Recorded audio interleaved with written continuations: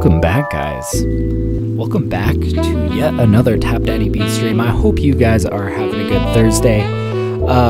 Today we're going to be mixing down something that I've been really excited to mix down. This has been like, I don't know, one of my top priorities of something that I've been wanting to mix. It's going to be something for my upcoming album, The Low-Key Plan. So yeah, I'm excited to dive into that, but first, I want to show you guys what we are listening to. Of course, we are listening to the opening track to my newest EP, Sunrise Serenade. If you guys are trying to find the music, I am TapDaddy on all platforms. I'm just going to go ahead and drop this little link for anybody that might be trying to find my music. We got exciting stuff on the horizons, you know? I just shipped off a new EP called Snack Time for Turtles. Coming out in 14 days, 8 hours, 58 minutes, and 38 seconds. So, good stuff there. We got new discography. You guys actually watched me both make all of these tracks and mix all of these tracks down. Dude, I couldn't be more happy about that. Here, let me turn this down a little bit. But yeah, you guys watched me mix down this entire EP, and it's shipped, and it's coming out in 2 weeks. So, also, I'm just going to drop a little link to this EP. If you want to drop it a pre-save, maybe you caught me mixing it, you want to hear the final, version, go check it out, go check it out. But yes, today though, special mixing session. We're going to be continuing our mixing for this 26-track album, The Low-Key Plan. This is something that I've been really hard at work on, and today we're going to get to a track that I've just been super excited to mix down on this. So, I should mention to you guys before we dive into all of this that today I'm going to be mixing down in Ableton Live 12. I have been working in Ableton Live 11 thus far on stream, mostly because my laptop has been unable to handle Live 12 while also being live on YouTube. So I've been using Ableton Live 11, and that's been fine and all. However, now I'm all out of tracks that I can mix down in Ableton Live 11. For dependency reasons, I kind of have to move over to Ableton Live 12 now. And, you might be wondering, well, you said your computer can't handle all of that. How are you running Ableton Live 12 now? Well, it's because I'm actually borrowing my wife's laptop. It's a much newer Mac with one of the, I believe it's an M1 or M2 chip. It's a 2-year-old MacBook.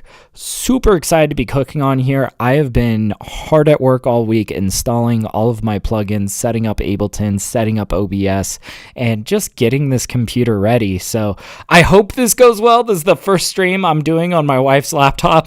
Shout out to Mrs. TapDaddyBeats for letting me commandeer her laptop. But damn, with this unlocks so many possibilities. I think if this goes well, I'm going to be cooking up in Ableton Live 12 on Saturday as well. And what I'm really excited for is I would love to get access to the Ableton Live 12.2 beta and dive into some of that functionality in front of you guys. There's something in there that I'm really particularly excited about, being the expressive chords update. That looks really cool. And just something I want to play with. Anyways, I'm yapping at you guys. We should dive into the session. I want to show you guys what we're listening to. Again, we're just now getting to all the tracks that have dependencies in Ableton Live 12. This is honestly the track that I have been wanting to mix down the most. So the goal for today is to mix down song 905. I don't have a title for it yet. And in fact, if you guys have song titles, recommendations, drop them in chat, or if you're watching the VOD, drop them in the comments. I would love to know. If you guys have song name recommendations, I am always all ears for song name recommendations. But let's full screen this and let's dive into this. Let me make sure that I look all pretty in OBS. Yes, I look stunning. There we go. All right, and guys, let's give our first listen through.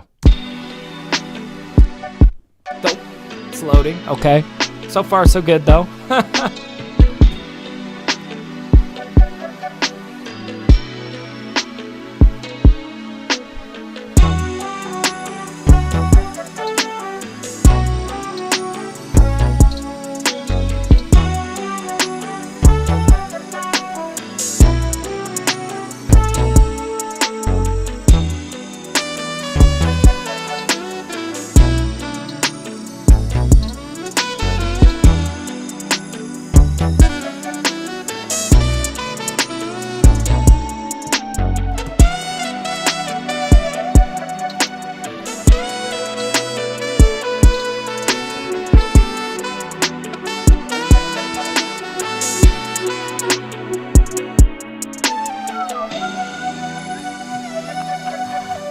The synth solo was so much fun to lay down.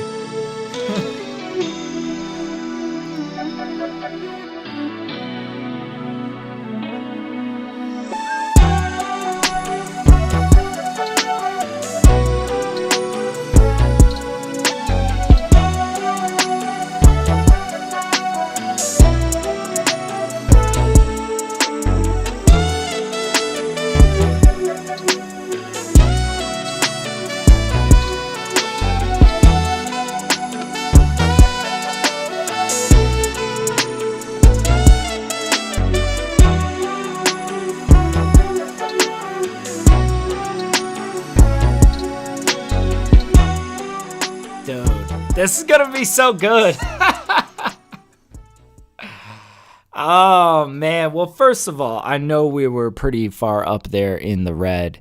So let's go see what our max peak value is. I love in Ableton Live 12. I can just click down here and look at this. I can have my mixer open in the arrangement view. That's just lovely.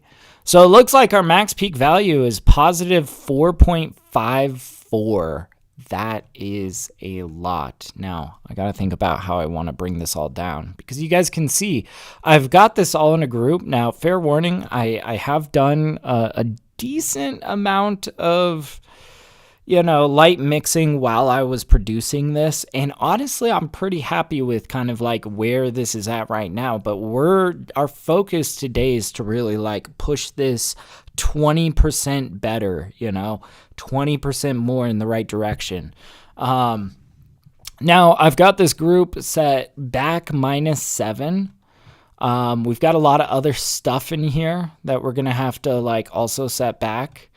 And we've also got these guys. Now, already I'm kind of questioning, like, why do I have this guy grouped up in here? This little horn stack. It's beautiful. And if we're looking at what we got on this group chain, we got sketch cassette. I believe this might give us, we got a little bit of flutter, a little bit of flanging kind of going on. Definitely got some compression in here. And we've got a very bright tape preset on this sketch cassette. I love this little, plug-in. Sketch cassette was like the first tape processor that I bought. One of the first like plugins that I actually invested money in. I just really was needing a tape processor, and this caught my eye. I think I got it for like $30. Now I do kind of like some of the bending in here. Maybe that's a good thing.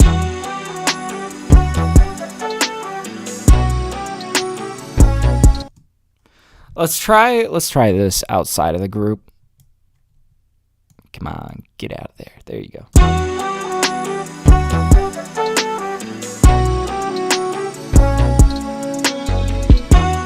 Nah. I like this in the group. I'll tell you why. The bending qualities, it's got a little bit of tape bend to it. Sounds amazing. I love that on these horns. It very much makes it feel very sampled. You guys will also notice that there was also quite a bit of width going on here. And if we go back to our group, what's giving us that is this micro shift from Sound Toys. This is like a nice it shifts the frequency left versus right. We get a little bit of phasing there, and we get some phased width from it. You know, this is making the sample nice and wide. I actually like how this is sitting in here. Kind of makes this horn stack feel extra wide, you know? And we're not too concerned about the phasing. That's actually intentional. That actually feels great, you know?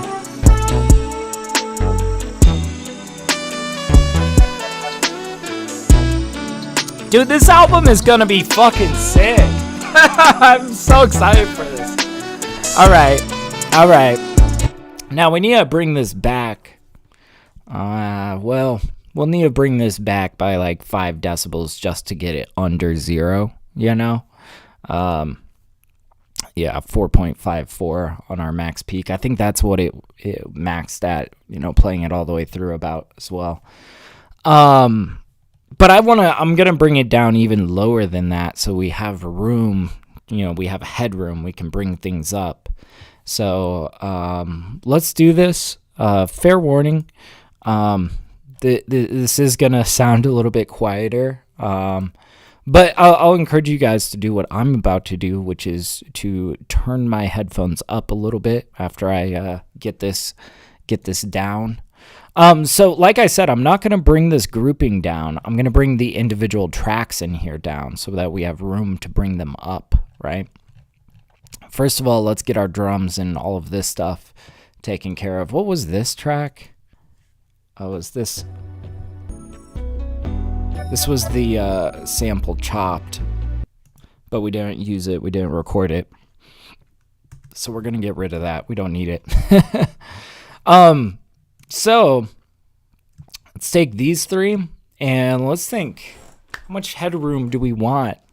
If we need to bring it down by 5, I think ideally I would like at least 4 decibels of headroom, maybe even 6. Let's bring it down by like 10. 10 seems like a good number. Doesn't really matter how much, so long as it's below 0, right? And we're just trying to give ourselves a little extra so we can have room to bring things up. 1, 2, 3, 4, 5, 6, 7, 8, 9, 10. Boom. Cool. Let's do the same for all of these guys in the group. We'll do like all of these guys first of all. So 1, 2, 3, 4, 5, 6, 7, 8, 9, 10. Boom. There we go. And finally, this guy, our little sax lick. 1, 2, 3, 4, 5, 6, 7, 8, 9, 10. Now, I have turned the entire project file down by 10 decibels. If you guys need to turn your headphones up a little bit, please do. I invite you to.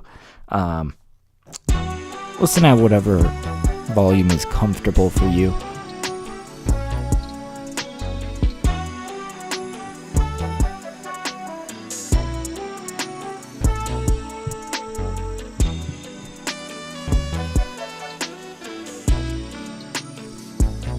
Okay, so already I'm feeling like these flutes. Ba-ba. I want that to be a little bit more pronounced.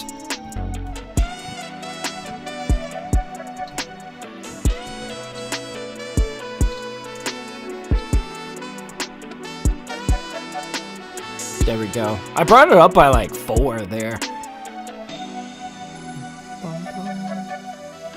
It's almost a little bit much. Turn that down. And it feels like this needs a little bit more of like a reverb.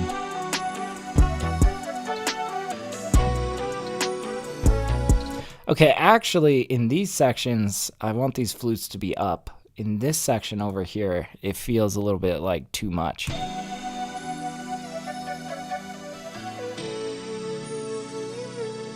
Okay, yeah, let's actually bring that up to where it was. So like, let's double check our work. That still might be a little too loud.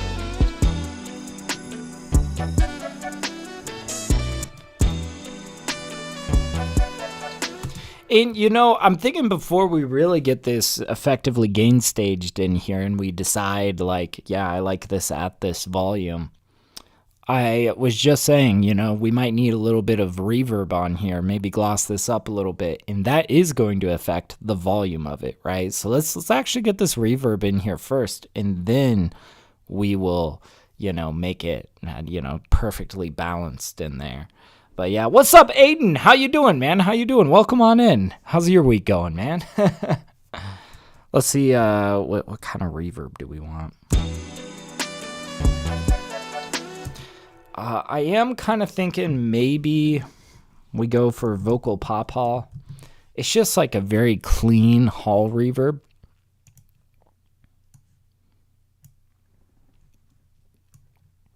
And it's not going to need much.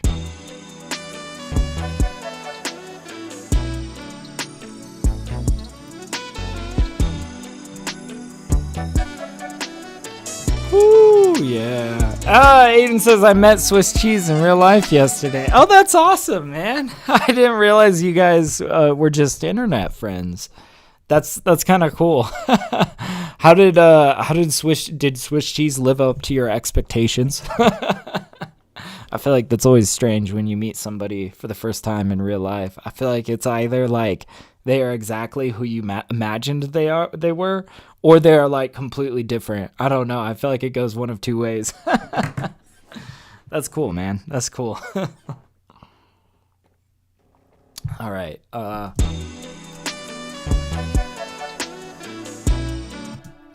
might be a little bit much.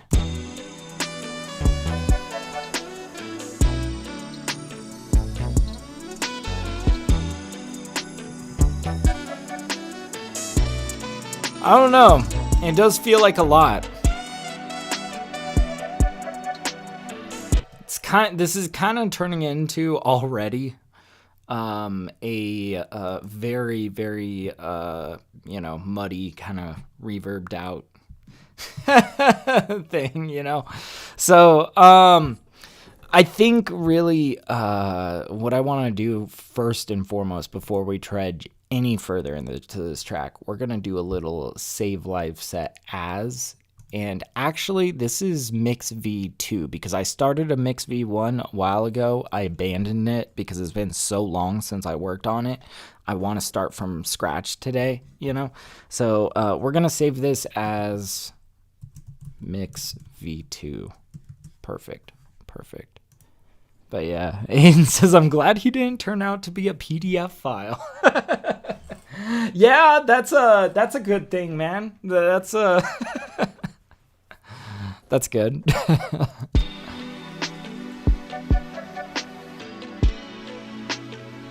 All right, yeah, we're gonna like really turn that down.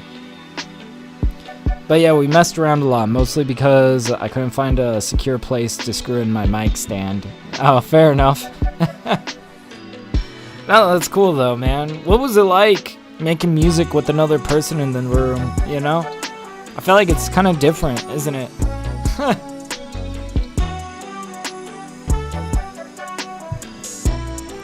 So I'm actually thinking, you know, before we really get this all gain staged in, before we really make up our mind about this reverb, my impressions of this is there just feels like there's a lot of reverb going on, right? And I kind of want to dial it back a little bit, you know? So we'll kind of mess around. I want to see where all of this reverb is coming from. So I see this has some compression, some OTT on this guy, some OTT on this guy. And, oh, you know what? I think the reverb might be coming from, no, it's not in here. Let's,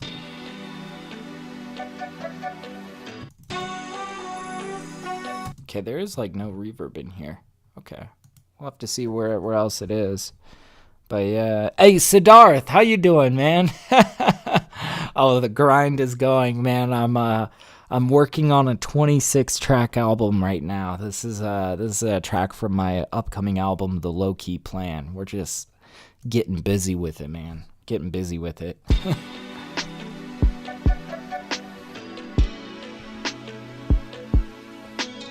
Okay, we're gonna try to isolate where this reverb's coming from.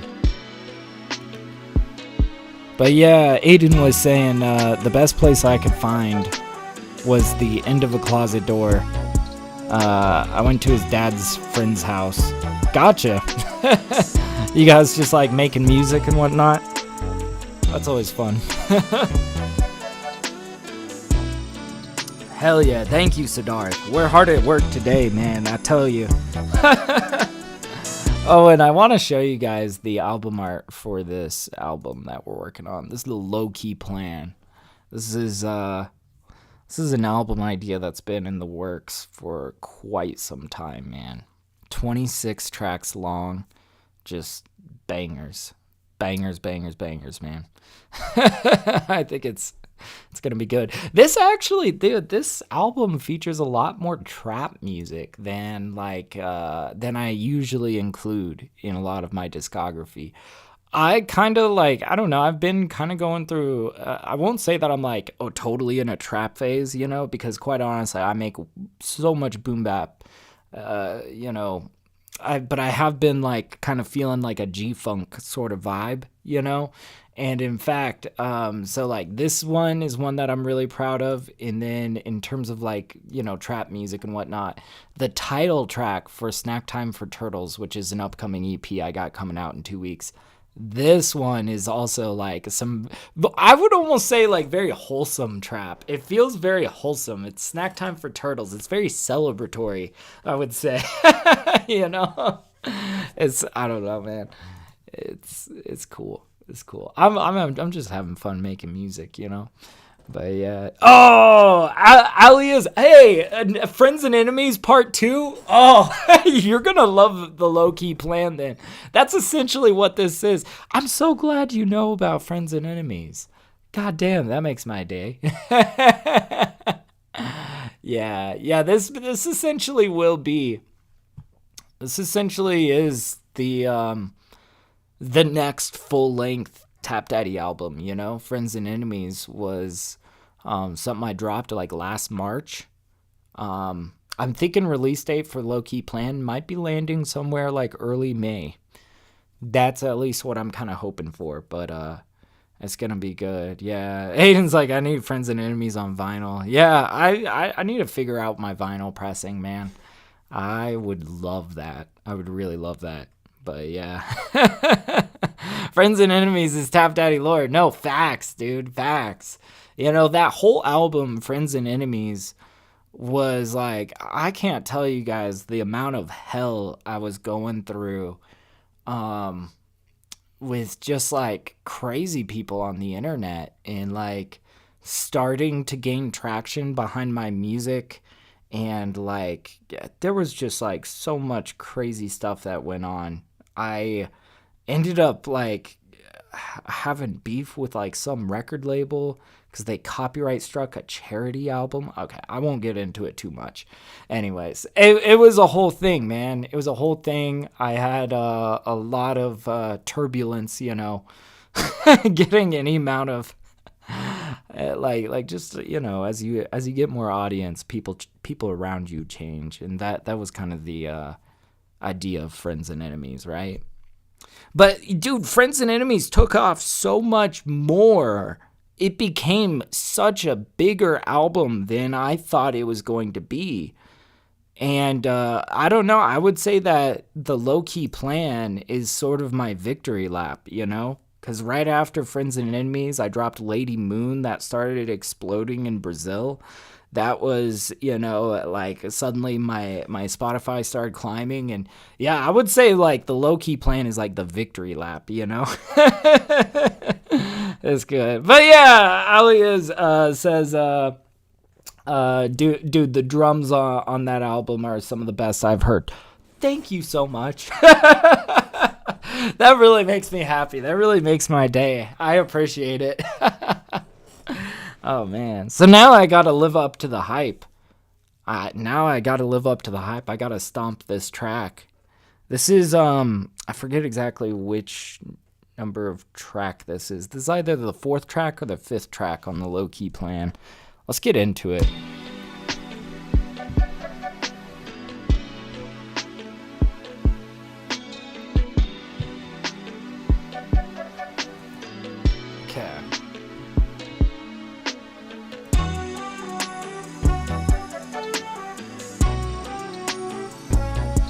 Yeah, there really is like no reverb on here except for on the sax lick.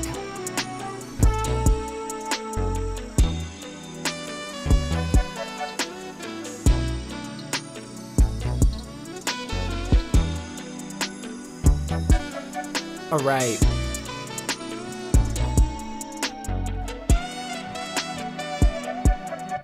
Okay, so we're kind of playing around with this horn stack these flutes. That's what we're doing. Trying to get a little bit of reverb on these guys without totally muddying up our situation, right?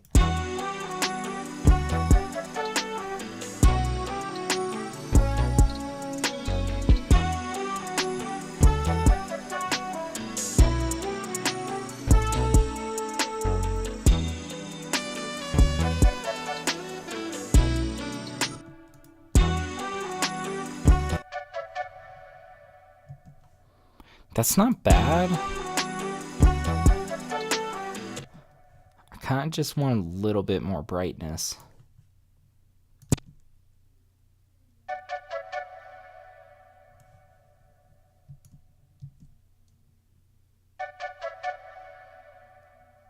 If we like leave out the first couple of resonance in the in this reverb.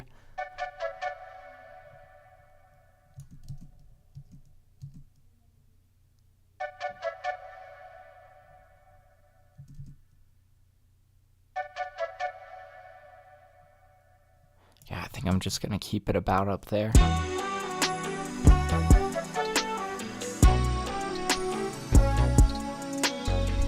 Okay, that sounds good. Now, we were a little bit concerned about this bridge section, the volume of this flute. Actually, this sounds like a happy middle ground.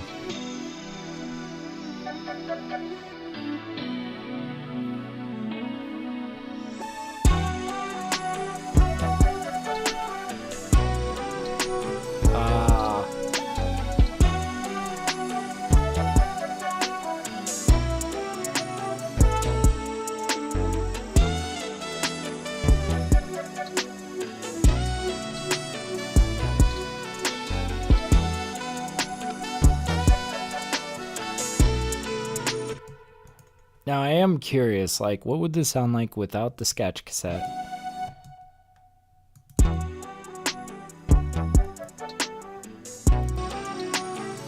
Yeah, that sketch cassette is doing a lot of compression. So this is already going to be, like, I think that this is just going to be kind of part of the style of this mix, is, like, we have this, like, ultra compressed, like, basically this sample, right?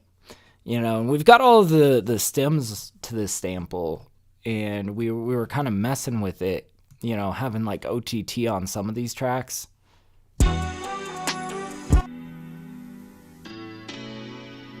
You know, and I kind of like this vibe for this track. It's like this very high fidelity, quote unquote, kind of retro vibe. Very crisp. Now, I feel like these drums aren't quite, like, bumping like I want them to, you know? Now, the thing with trap drums, though, and I've been, you know, I feel like I kind of have a vastly different approach for trap drums. You know, you guys see me so often on these boom bap drums, like, going pretty hard on them. Pushing them a lot with, like, saturation, with things like decapitator and radiator and all of that. Now, I feel like with trap drums, though, you can really ruin a good thing very quickly if you push the processing a little bit too much, you know?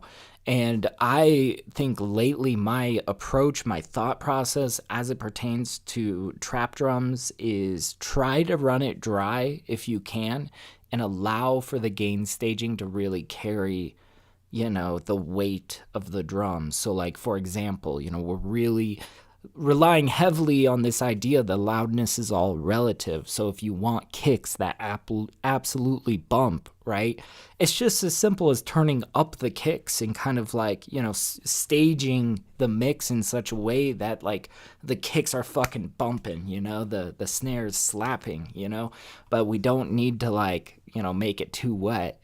I think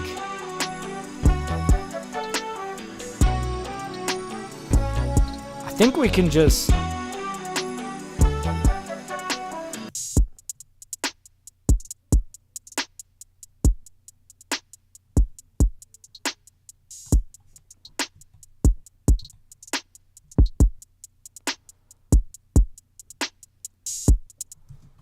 something like that. Let's hear this together.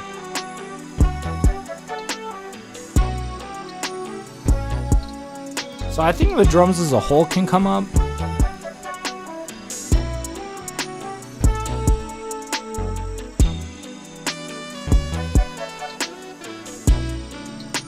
Now I want to make this snare nice and bright, kind of thwappy, you know?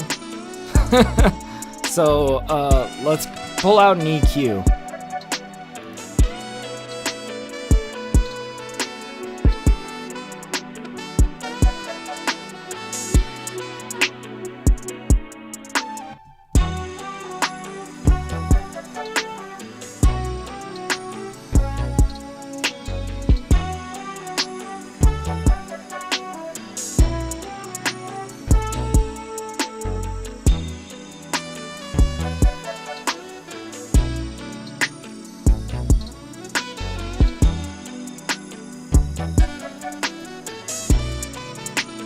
Now, you guys hear a pretty harsh frequency in here. Yeah, like right there. If we were to bring that down, like, I don't know, this kind of goes against what I was trying to do. I was trying to like really peak it in one area of the EQ to give it this nice thwap. But that might just be way too harsh.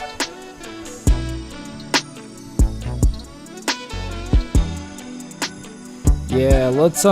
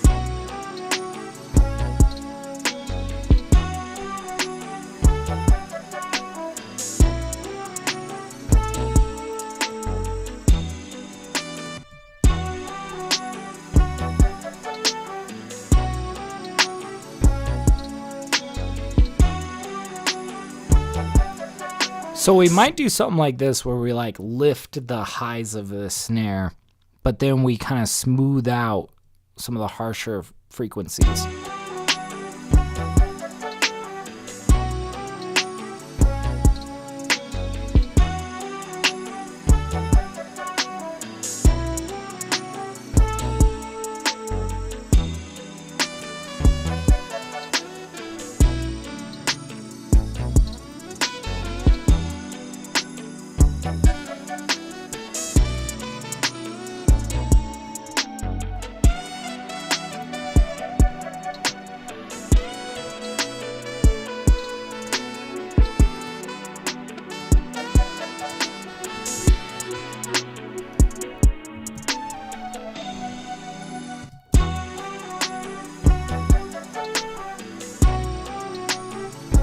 Okay, we might actually touch this a little bit more overall, you know?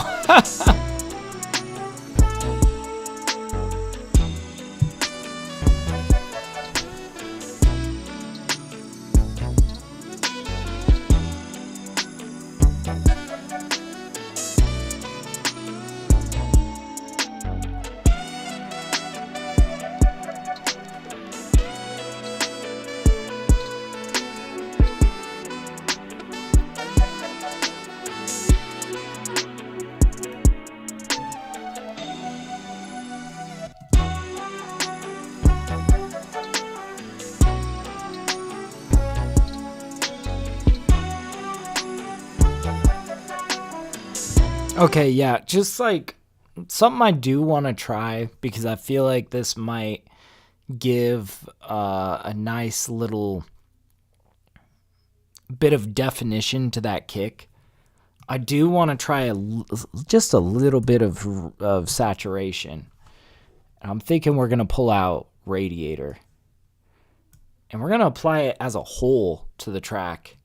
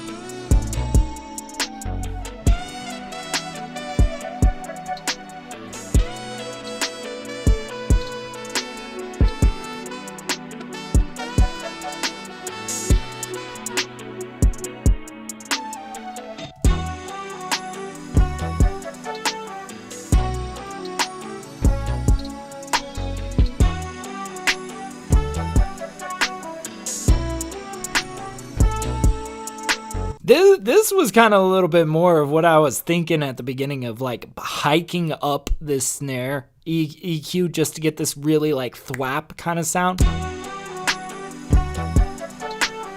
And if I put it like right below the harsh frequencies, it's like it gives it a little bit of that bite, but we're not like really on our hard part of our ears, right?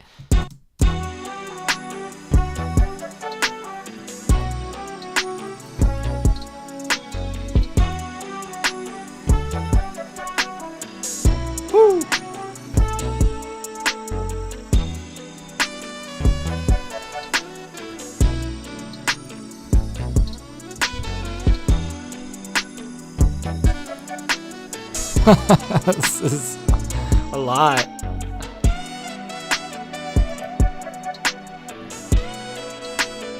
See, and we just bring it down a little bit.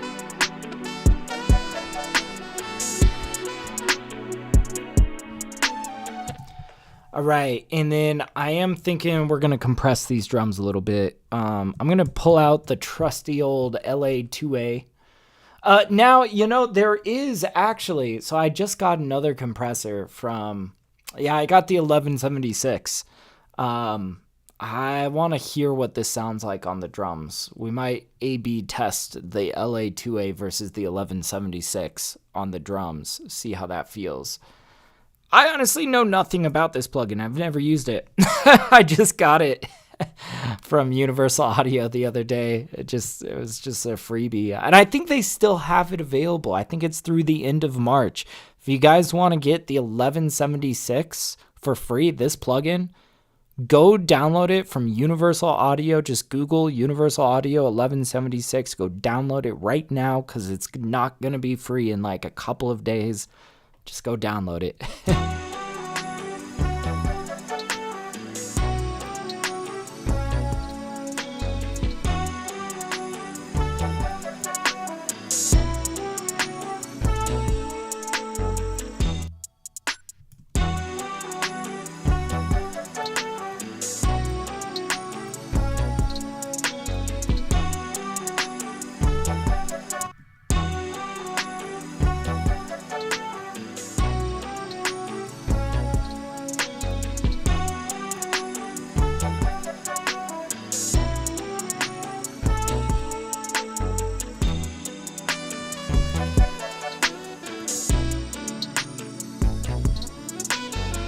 So this definitely flattens our kicks.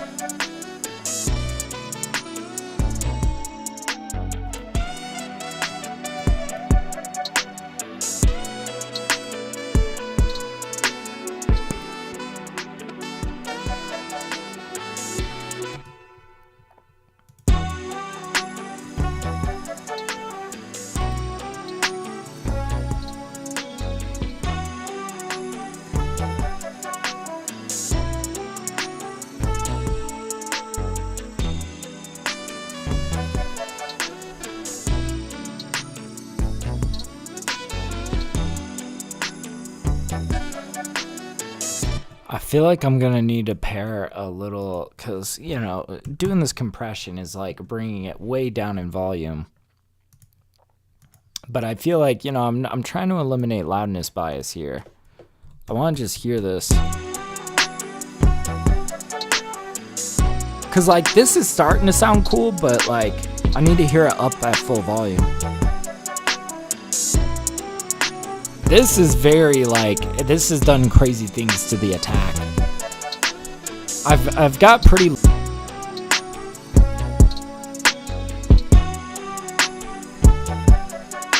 Oh, well, that did great things to the snare. I think we're going to run with the 1176 on the snare. I just like how that feels. Now, what if we gave it like a splash of reverb at the end, and then we're going to put like a dash more compression at the end of the bus? This could be cool. Sorry, I'm like having fun here.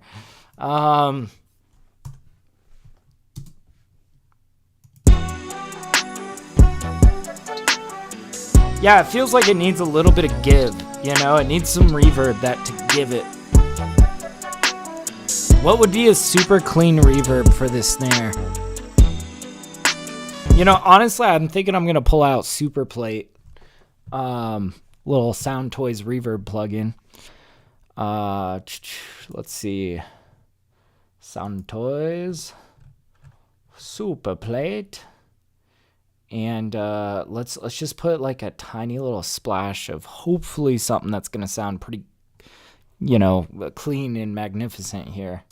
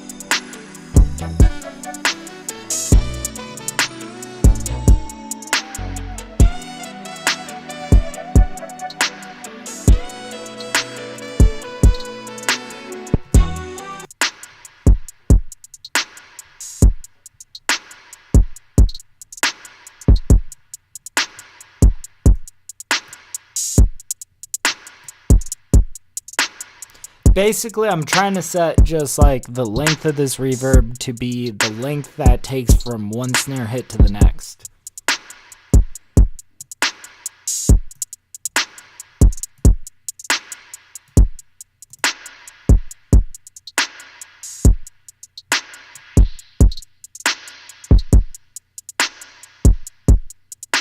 Yeah, I've been playing around with a boost on the reverb. But I kind of want to like make it nice and bright. Really, the bulk of where the snare is hitting is like right here at around 2K.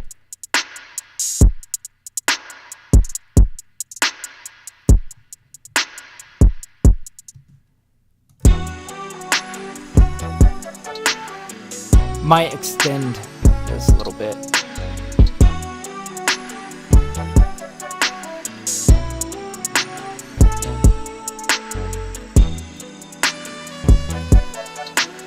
Really set the dry wet down, you know, because we don't want this like super muddy.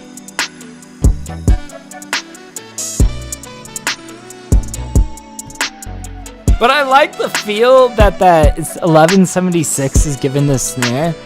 That compression, just A/B test with compression, without. There's without. There's with.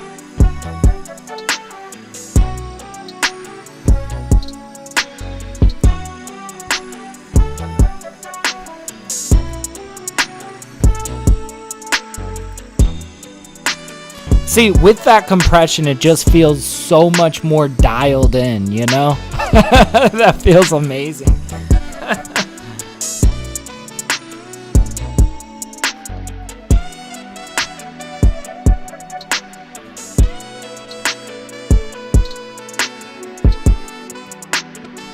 Now, with that dialed in now, I think we can afford to kind of like bring the volume of the snare back a little bit, thus kind of making some of the, like, we might bring the snare down by like 1 decibel, and then we might boost the drums as a whole by like 1 decibel, right?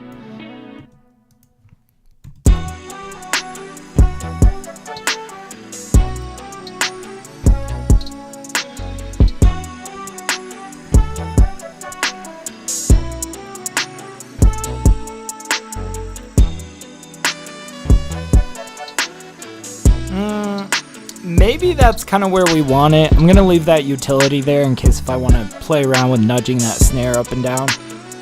But let's go ahead, and I think I do want to pull out the LA2A for the final drum bus compression.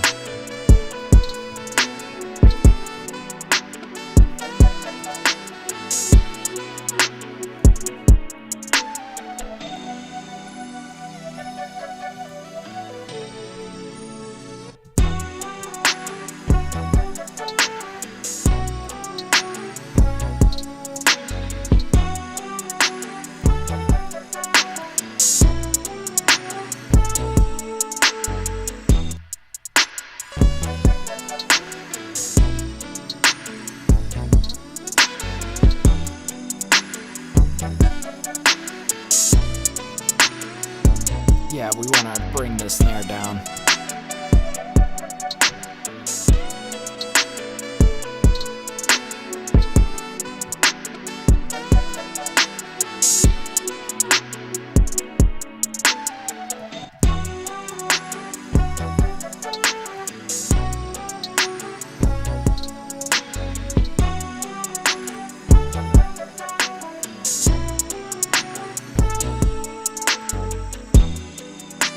See, I don't know. You see, when I start playing around with these compressors on the drums, really what I'm hoping for is to squeeze it just a bit, that it feels very tight, that it kind of messes with the attack a little bit.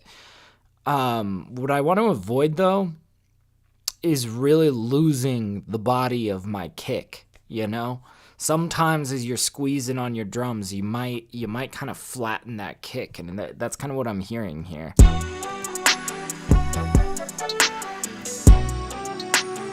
See, these drums just like knock otherwise.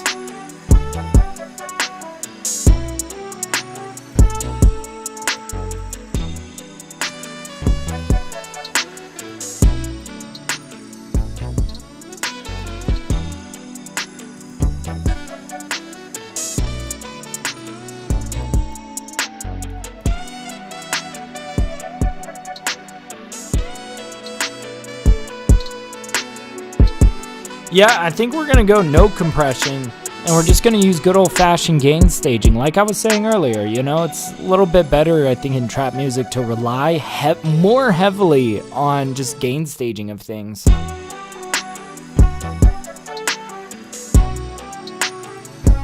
Let's bring that down by 1. Actually, no, we don't want to change the volume over here. We want to change the volume at the end of our chain because we like how that compression feels.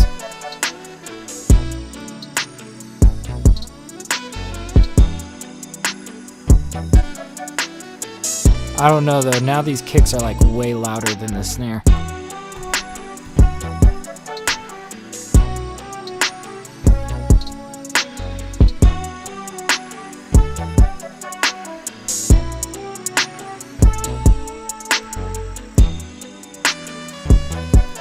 Now let's boost the hi-hats just like a little bit.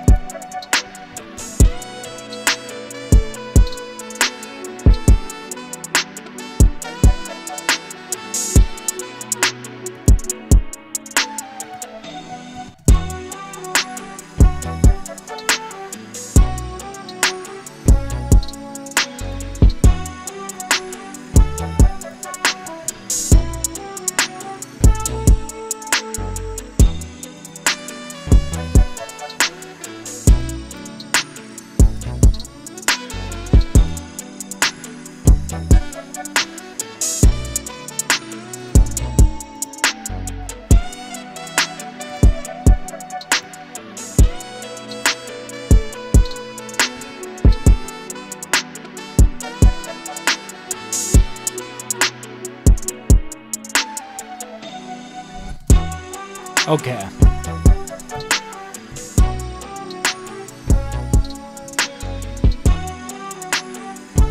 So now we're setting it back into the mix a little bit.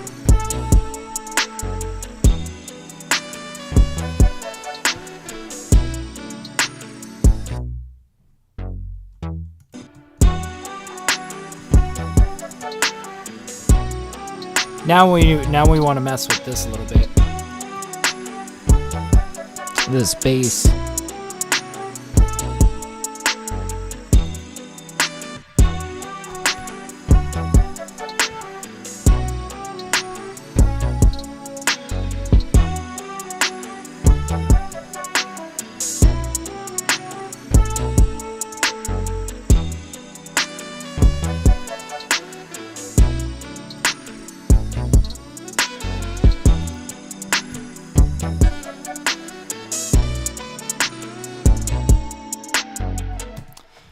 Can't help but feel like, man, I'm going back and forth on the gain staging of these drums. I think it's so finicky, you know.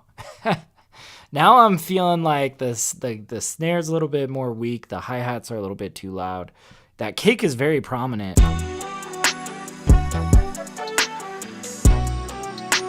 I don't know, that snare isn't too bad, but when I listen at a lower listening level,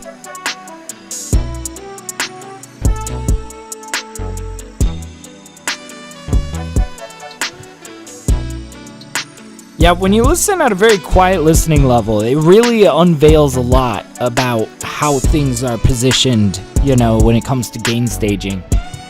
It's just a perspective thing, you know, like when you listen very loudly, everything sounds super loud, right? So it's easy to convince yourself that everything is like really well balanced. But when you listen very quietly, the opposite is true.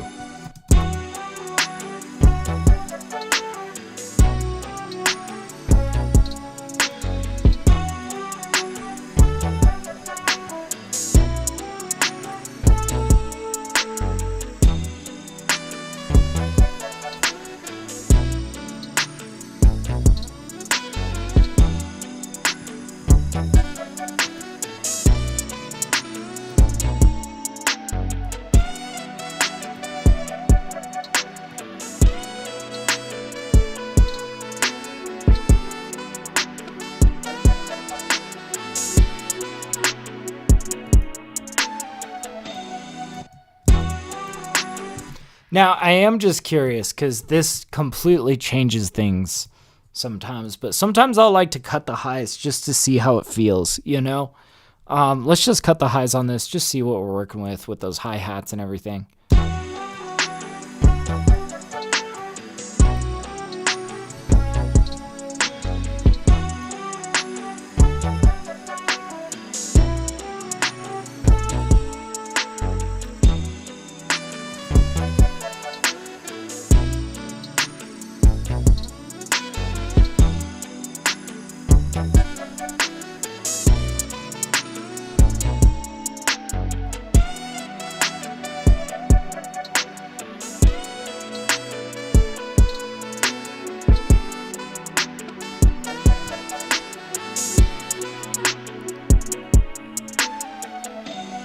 Yeah, I don't think we're gonna cut the hi-hat.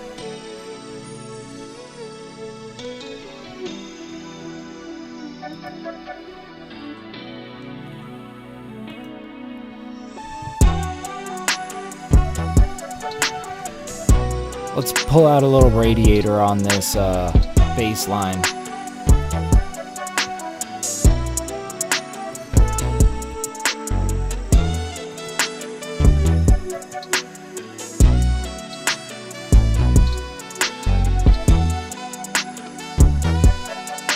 This kind of gives us some grit.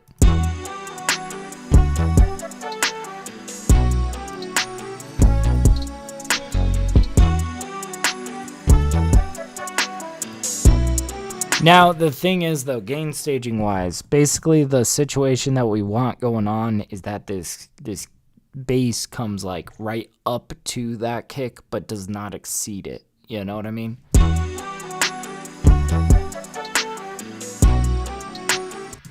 In fact, I feel like this radiator needs to be paired with a utility. We might even squeeze it with a little bit of compression.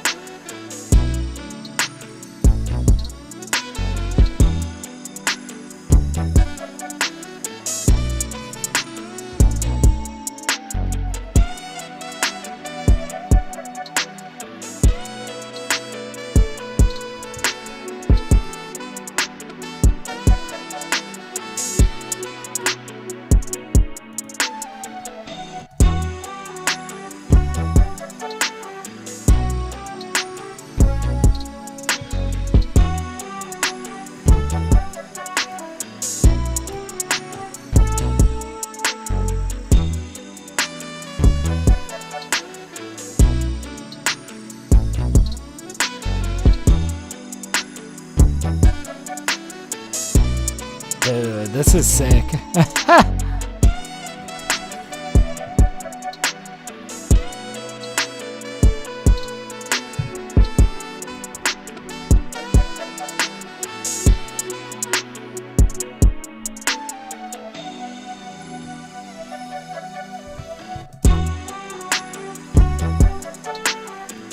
All right, let's turn these hi-hats down by like 1.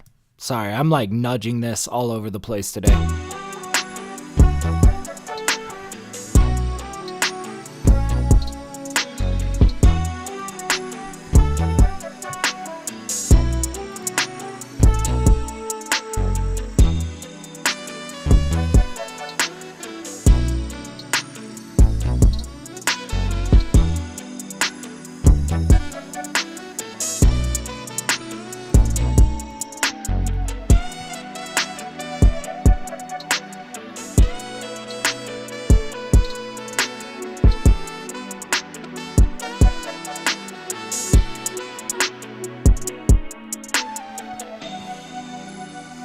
Dude, this is tough.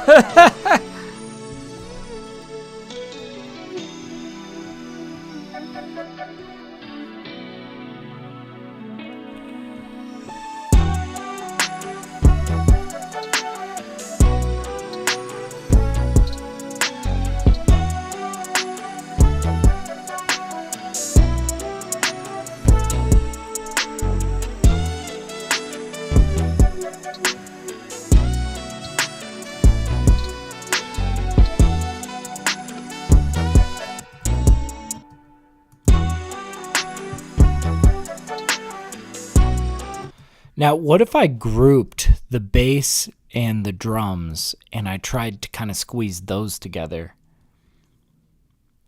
This one I feel like is kind of, sometimes this works out in some pretty amazing ways where like the kick is like eating into the bass, almost like a sidechain, but not quite. But sometimes that just doesn't work out. I think it would be good for us to try it. Let's try it with the LA2A. And then we could try it with that 1176. I really am still getting used to that compressor. But I want to try this first of all.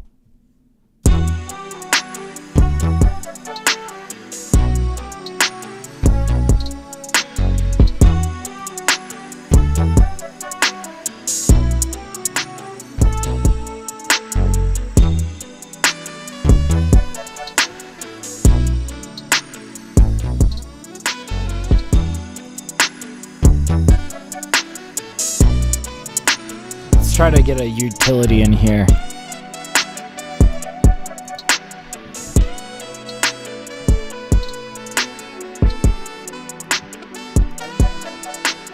We'll group this utility.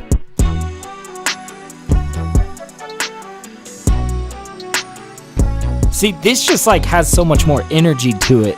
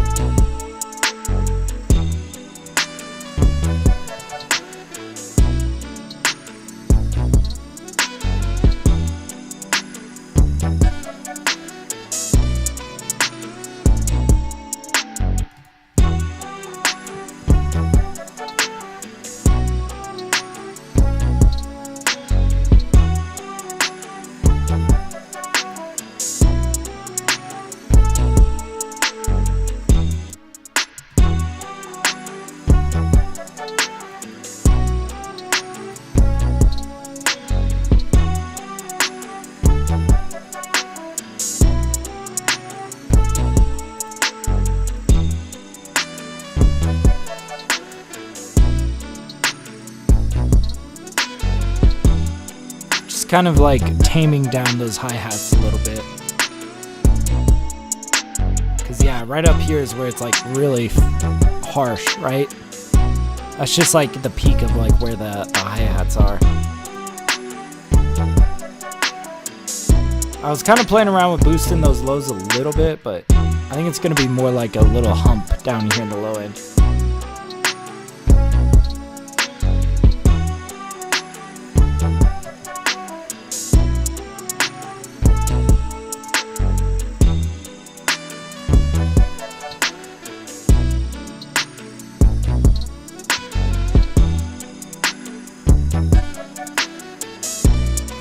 Pull back on this radiator a bit.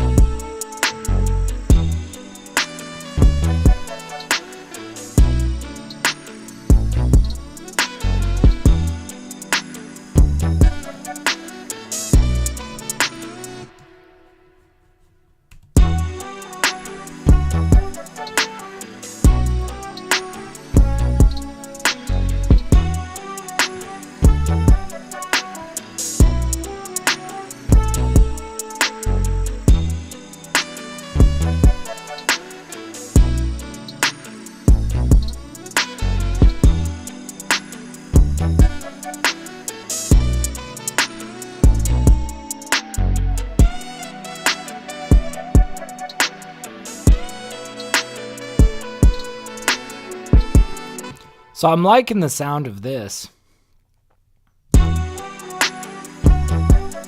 Let's try that 1176.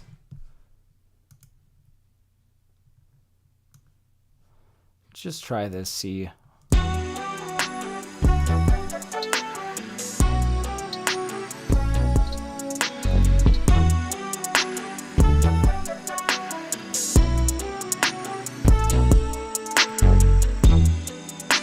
Boy, this 1176 has a real tightness about it that I enjoy.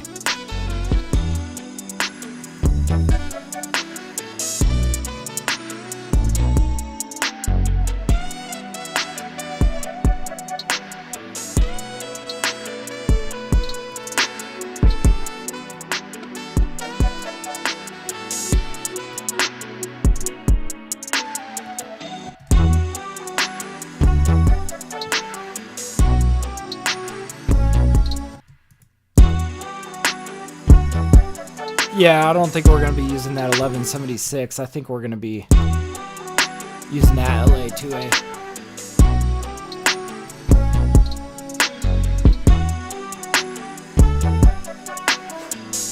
But damn, I love the sound of that 1176 on that snare. That is making that snare feel like fucking racquetball.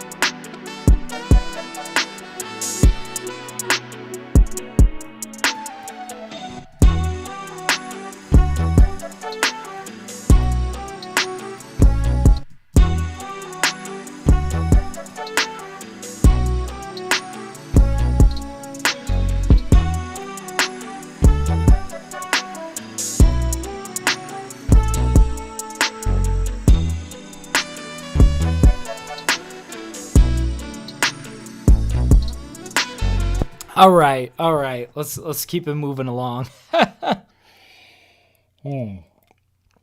Man, all right. So, I mean, I'm liking the sound of these drums, and I kind of knew that that was going to be the bulk of the work for this beat. This sample material is actually sound pretty close to how I want it to, you know? We might just like experiment with the gain staging, but I remember when producing this, I spent quite a bit of time just nudging the volumes of these around. Didn't have to do too much work. These are stems from a sample that had a pretty good mix about it, but I did do some pretty extreme stuff to it. Like I used some OTT on aspects of this to really make it sound insane.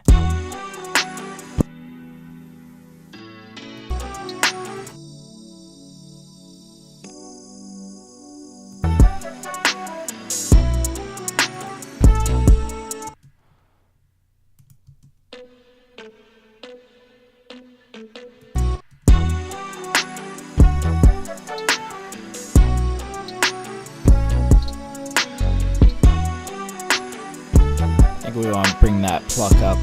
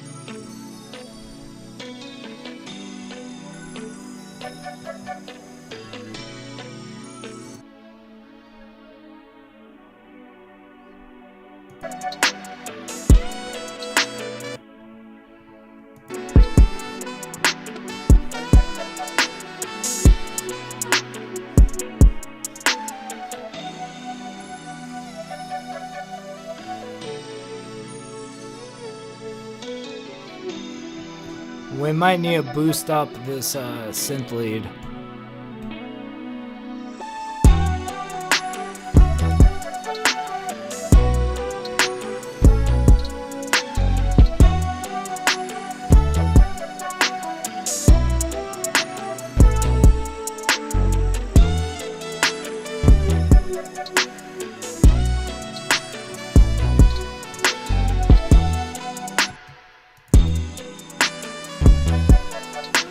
And I'm kind of thinking we might lean this sax to the left a little bit because we got these flutes constantly in the right. We might just lean this just a smidge.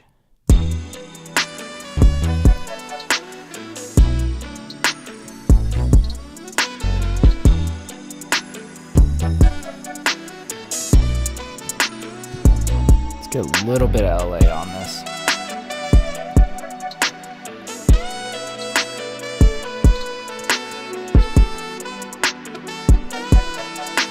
It's gonna help just normalize the volume a bit.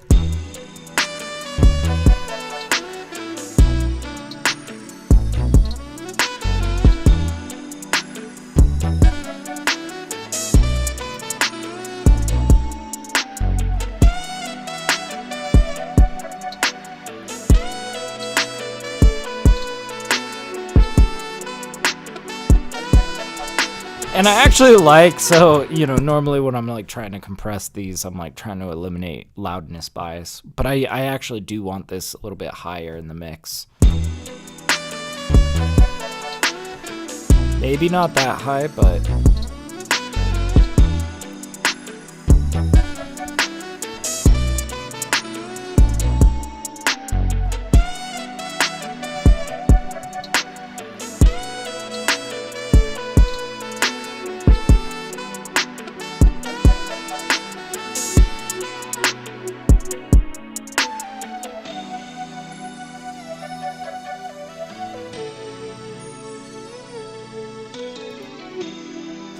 Yeah, basically, like, so the drums and the bass in this have been pretty high energy, right? And we're kind of bringing the lead elements up to it.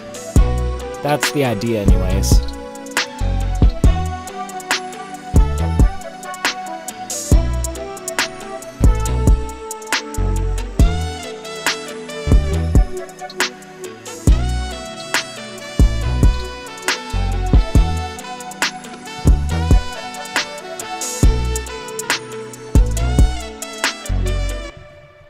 So, and we're going to have in this section both synth lead and saxophone. We leaned the sax to the left a little bit. Now we got, see, there's like a lot of areas here where these are going to be against each other. We might just lean this synth lead ever so slightly to the right to kind of help counter that, balance it out a little bit.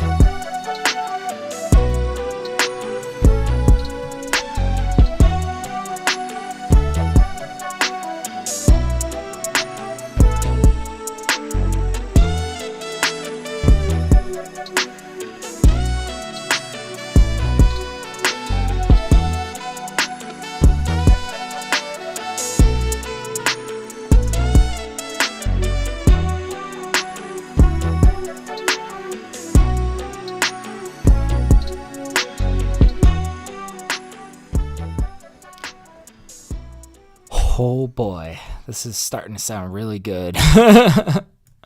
Now, I know that I'm going to want a nice curvy fade out. Let's go ahead and throw that on there.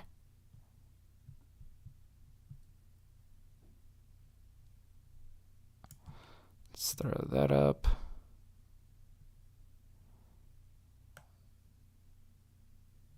One, 3, 6, and then we'll let it fly. There we go.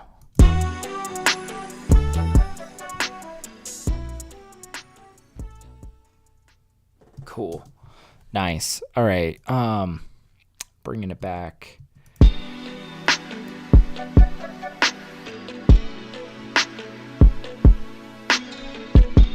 Now, these drums feel a little bit too big for this intro.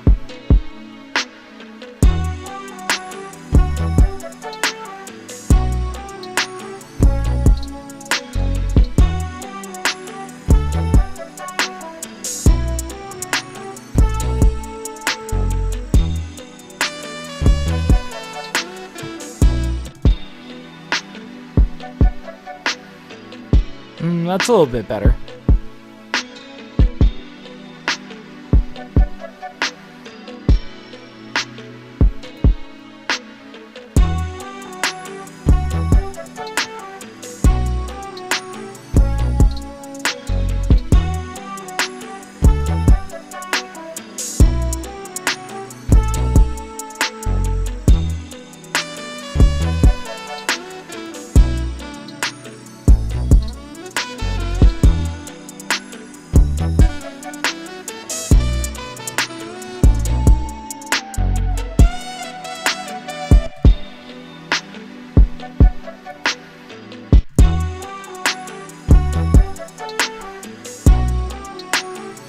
And we can always automate it, you know? It doesn't have to be the same volume the entire time. In fact, I'm thinking...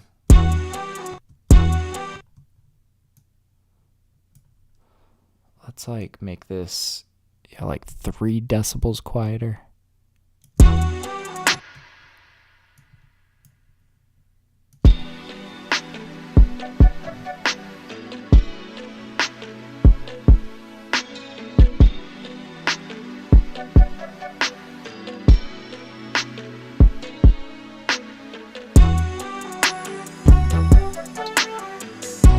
Nobody will ever know. That's good, man. That's good.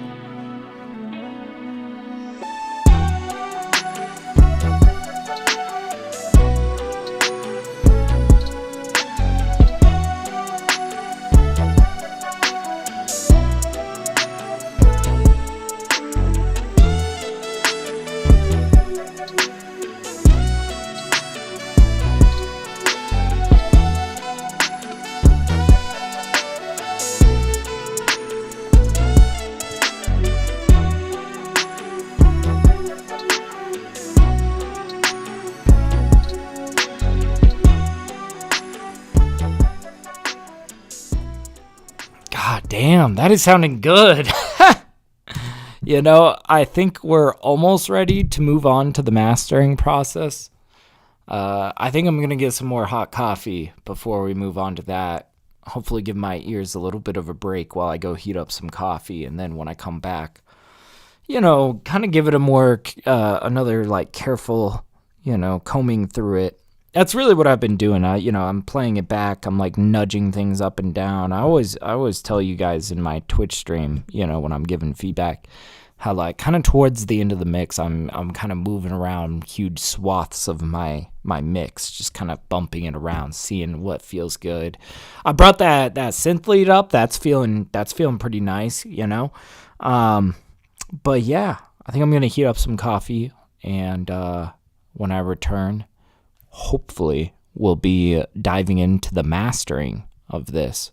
But we'll definitely be doing a careful check over, you know, our mix so far, and just making sure we're satisfied with it. I'm gonna play this for you guys real quick while I go heat up some coffee. I'm gonna be like 2 seconds, and then yeah, we'll revisit this. All right.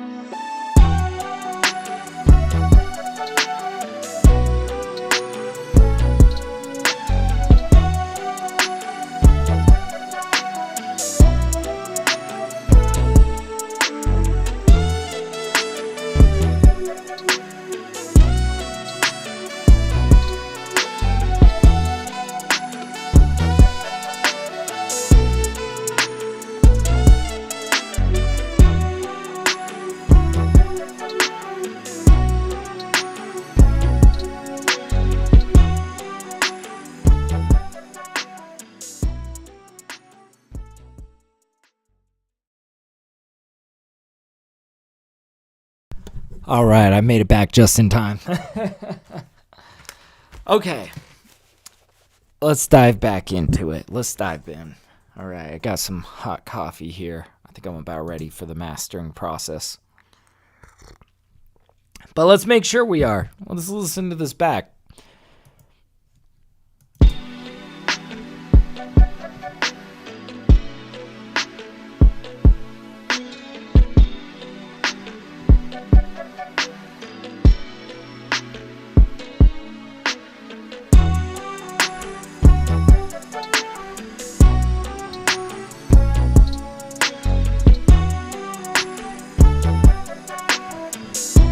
We might know to this bass.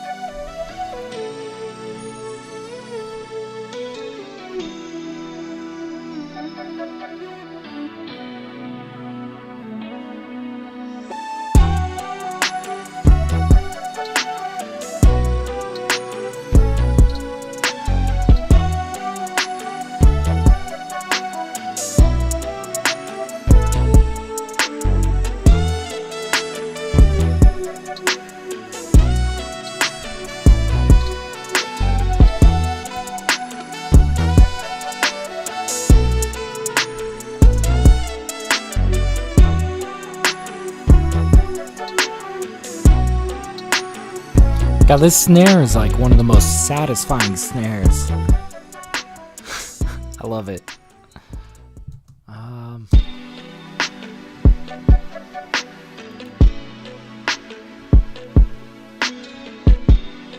Now, do we dare? I was kind of half considering maybe doing this like really tiny sidechain into like the bulk of the sample material right here. Could be cool. It could be cool. Let's just try it, you know, like before we, you know, move on. I want to hear how this sounds, right?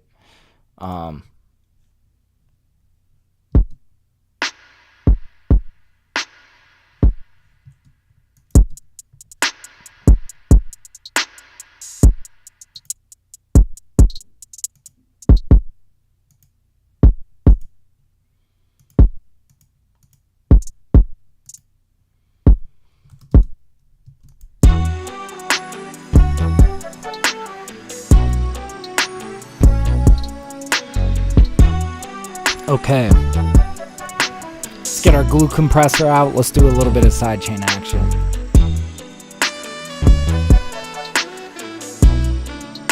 We're gonna go like no attack, little bit of release. Ratio of 10.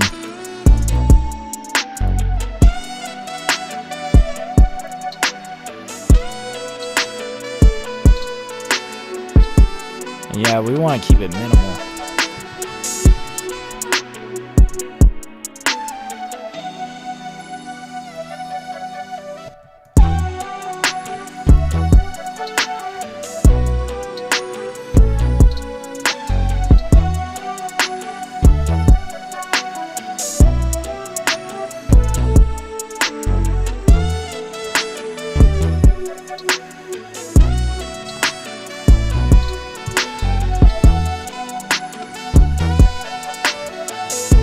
And I can't help but be curious what these would sound like on that bass.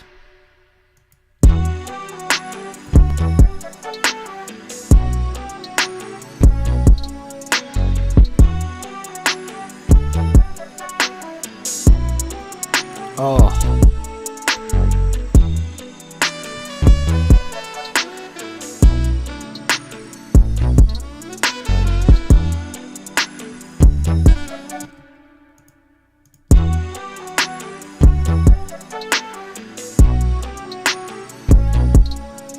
Maybe just one of these. Now we are compressing it together after the fact, though.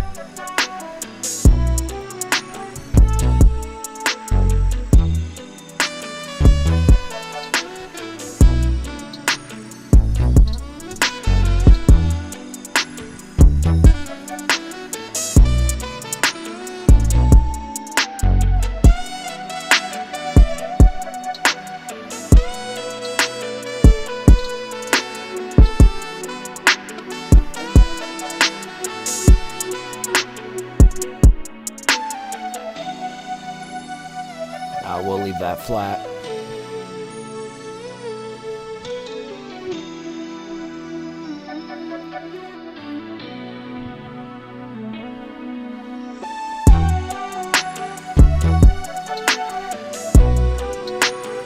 I still feel like some of these lead elements might be able to come up more.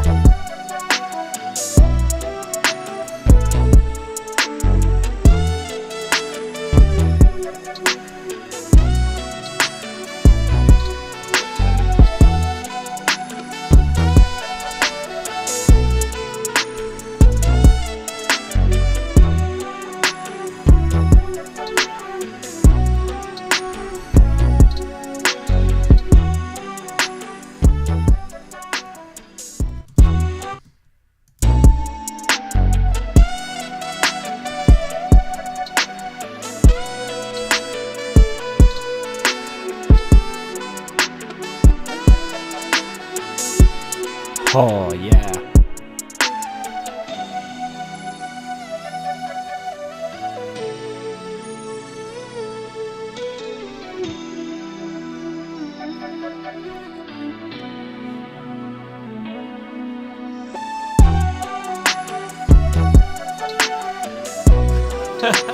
Hey, light clothes. How's it going, dude? Man, you got here for a crazy one.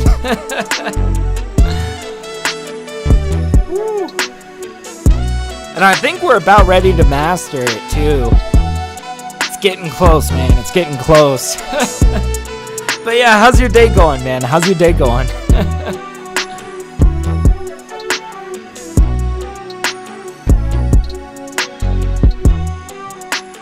Yeah, I think raising those lead elements really did the trick. Really brought this track to life. You know. That sounded amazing. But yeah, what up, dude? I'm chilling.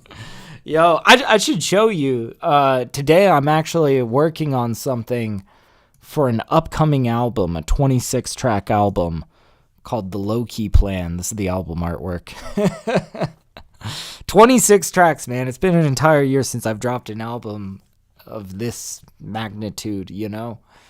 But this is just one that I've been so excited to mix down. Like, I don't know, man. This is gonna be like track number 4 or 5. I can't remember which.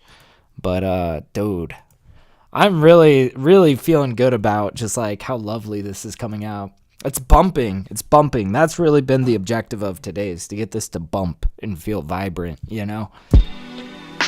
All right, let's do a little bit more double checking.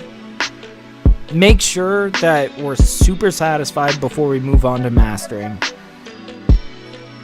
It's kind of blown out of proportion, but that's kind of the style.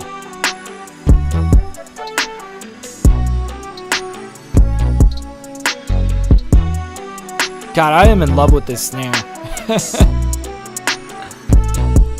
Woo.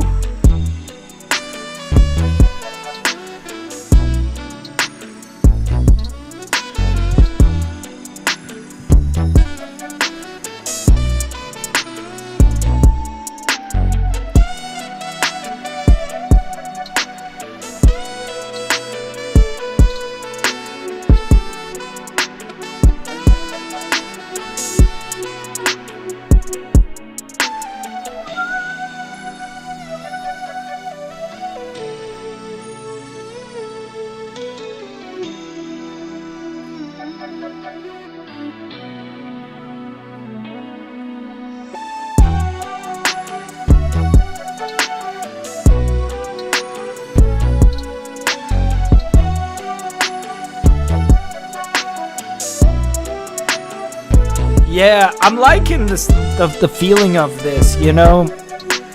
I think this is kind of what I was going for, which is this kind of like zany sort of mix, you know? It's a little bit crazy, but it feels tight. It feels pretty controlled, you know? But it feels very vibrant in some pretty silly ways, you know? It's kind of got that phasing going on with the sample material, like, man. I don't know, but yeah, that's like, I don't know what you would call this, you know, it's like, this is definitely a trap beat, right? Sample material though wise, like this feels very like retro, very like almost like vaporwave-ish, kind of neo soul-ish, you know. Thank you, Light Clothes. Yeah, it's I don't know, this is just kind of a vibe that I've been on. But you know, it's like not this super clean thing. We've got a lot of elements in this, like, you know, in this sample stack that is OTT'd, you know, very, very over the top compression to really make it feel very intense and in your face, you know. But I like that. I like that, at least for this track anyways. This track is, you know, kind of got that very intense, crisp feel to it. Okay, let's just listen back again, and then I think we'll be ready to get on there. But yeah. All this good music, hell yeah.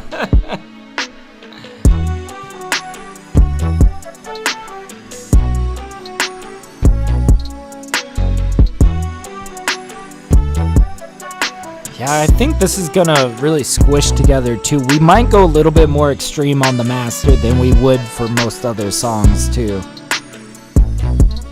Since we're kind of going for an overblown trap beat kind of feel, I don't want to really distort it too much though.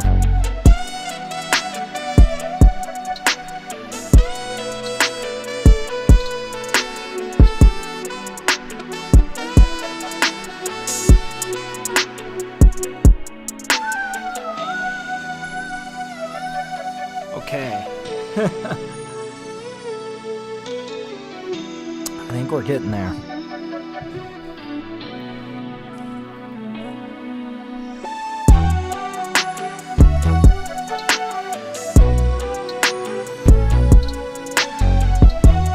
I'm curious if we bump up.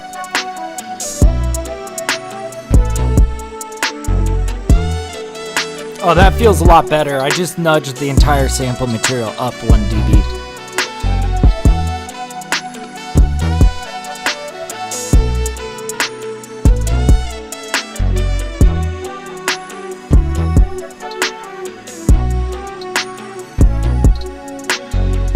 Let's check in with these flutes.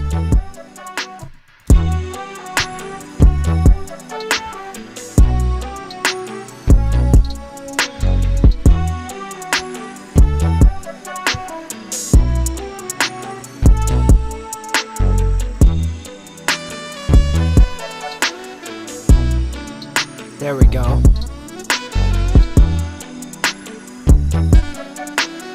Okay, now I got that up to volume in these very busy parts. Let's go to like some of the bridge section, intro section, make sure that that flute isn't like sticking out, you know? What's on the master bus? Anything? Nothing. Nothing at all. We haven't even touched it yet. But I will tell you, you know, we grouped up like all of these tracks you see here. We grouped them up, and we're doing quite a big bus on the big bulk of the sample material. So what we got on here is this sketch cassette, which is making this sound very zany, very compressed. We got a compressor on here. We got a little bit of, you know, flutter kind of detuning going on, right? We can definitely hear that like in the trumpets, for example. And then we got that being fed in to micro shift. Now this is widening the sample material in a way that is phasing it. So we got a little bit more of this flanger kind of feel, you know, it's like a little bit phased, and we give it this extra width to it, right? So it's kind of got this like stereo wide kind of feel. Now after that, we just got some simple automation on our EQ. I believe it's like, where is it? Yeah, we sweep it down over here.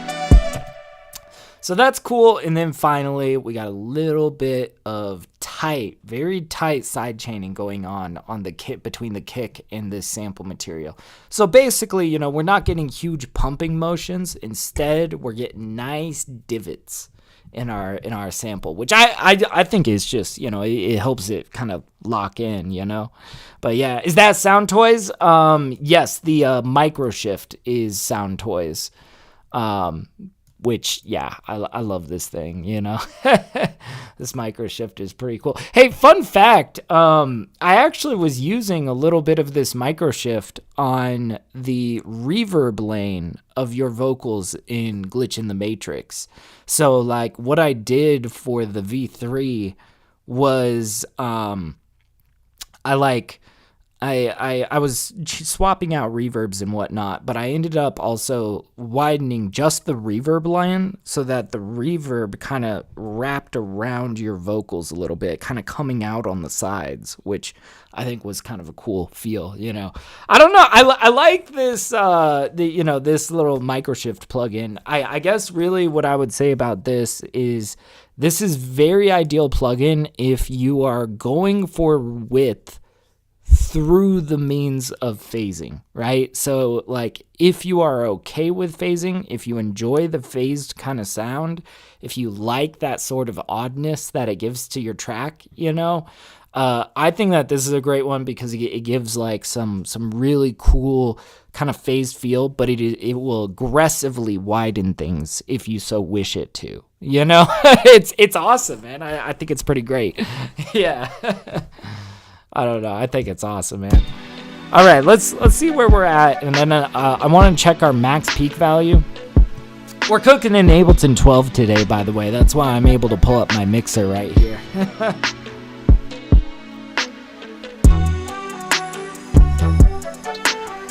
Boy, it's up there.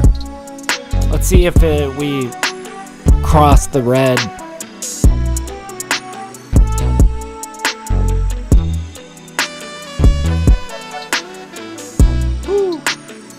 Damn, this is such a vibe.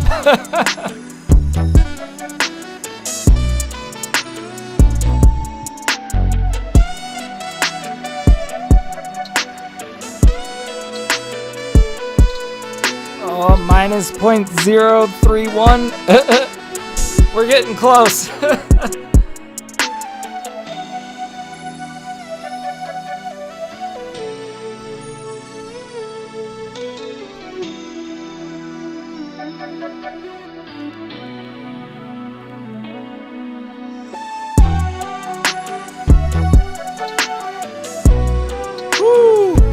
Yeah. Oh, thank you, Light. Appreciate you, man. Oh. Wow, negative 0.28. Oh, riding it close.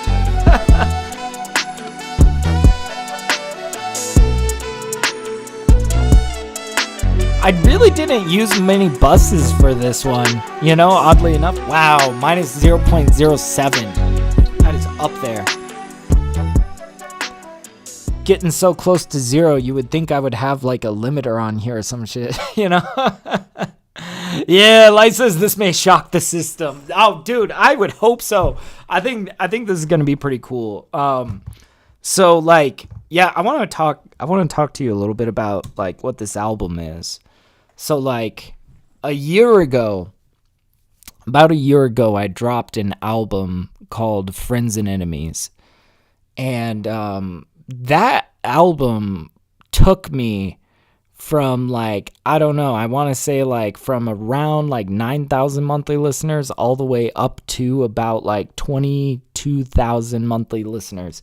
It was a big deal for me. It really helped bring me up. And then, you know, Lady Moon was a single I dropped shortly after that really exploded me upwards. But anyways, Friends and Enemies was kind of an album where I was venting because it's like, I don't know, I had gone through so many crazy things just getting to that point of like 9,000 monthly listeners, which is like, I mean, I was super grateful for it, but it does, you know, it's pretty small in the grand scheme of things. But it was crazy how a lot of people kind of like changed how they acted around me. And, you know, I don't know, I feel like some, you know, there were just so many ordeals that was the reason why I named an album Friends and Enemies, you know? And it was just like, I don't know, man, it was a lot of drama. But that album like really took off and really grew my fan base and really got me firmly to where I am now. And I would say the low-key plan is kind of a victory lap, you know? The low-key plan is kind of more about like really like what I guess, you know, kind of like what me and my wife have been really working heavily towards, you know? It's always been our dream to like you know, to really, you know, make our living with music so that we can only, you know, so that we can afford to just focus on music and, you know, live our life happily that way. This photo right here is actually in a neighborhood of Portugal called Alfama. Very romantic neighborhood and whatnot. And this house right here is just like, it's just like this hyper modern house that just stuck out in this really, really old neighborhood.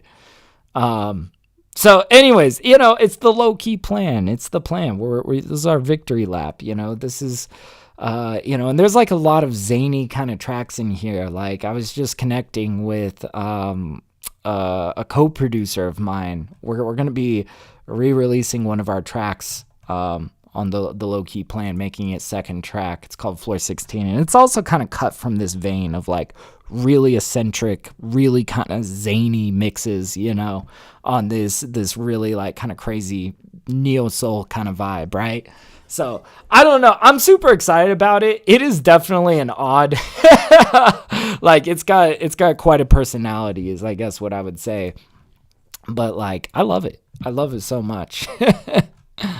Let's start on the master. I'm feeling pretty good about this mix right here. We're gonna pull out our Shadow Hill. This has just been kind of how I start a lot of my master chains. Now I've been kind of I've been getting new tools, but I kind of want to play a little safe, get like a nice master that's just gonna squeeze this and bring it right up. Oh, what activation required? Oh yeah, that's right. On my new computer. Okay.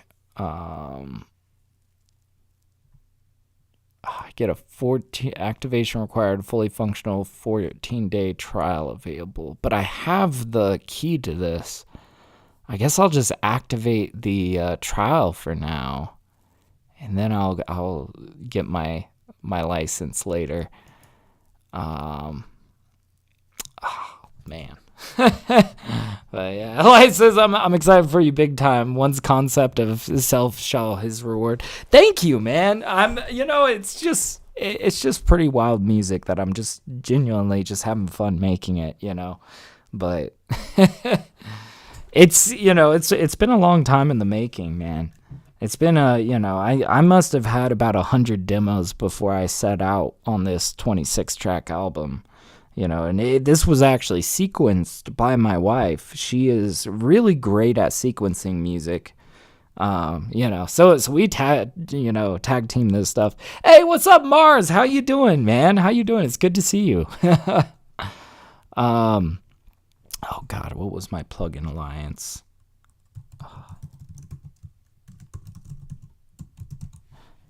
I hope I can activate this.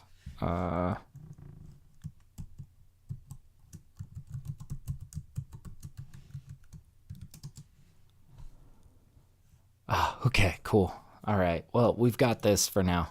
All right. Let's start messing with this. Oh, all right. We're going to want to enable this sidechain. Let's start creeping up the threshold on the optical compressor.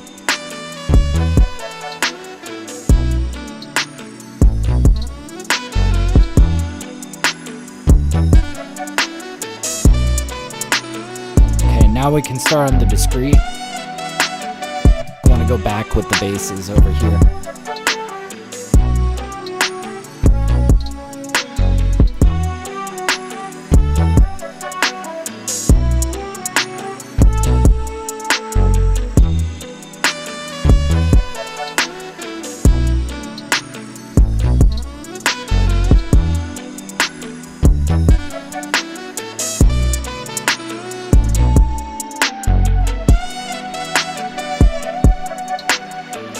Man, have you ever heard a more satisfying snare?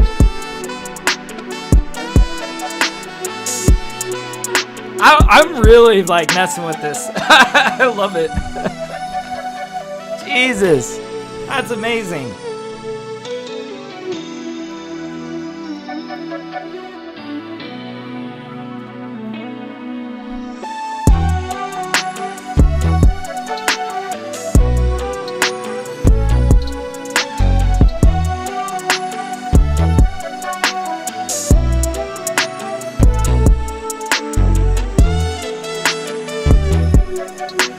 Now we're definitely in the red right now, but we were in the green before the compressor.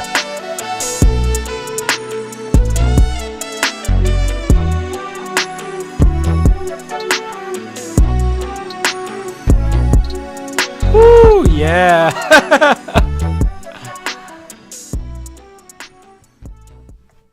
This is gonna be a wild track. And I know this, like, let's be real, this mix is kind of crazy, right? It's like very overblown, very overly compressed, kind of, especially with the OTT on a lot of the elements in the sample material. But, that's kind of the vibe for this very glossy, crisp, retro kind of detuned sort of feel. Boy, we got up positive 2.1. But, we were in the green feeding it into the compressor. I might want to take it down before the compression. Let's actually do this the right way, guys. Let's get this in. We're going to take this down by like 2.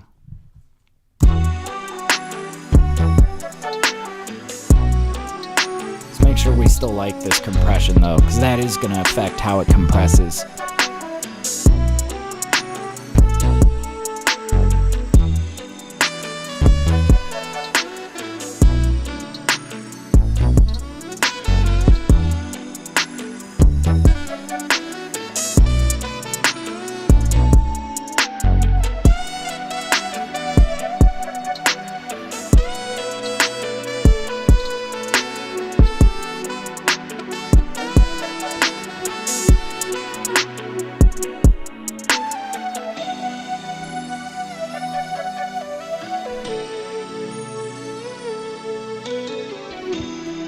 It is going into the red.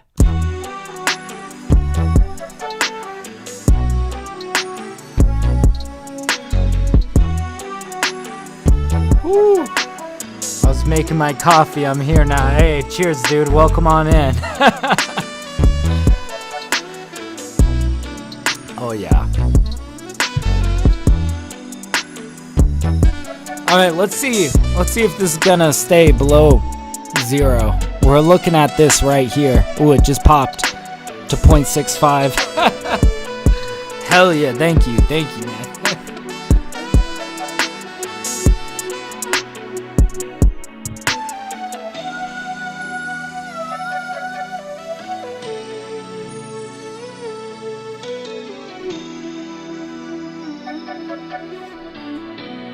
Okay, here's the real test.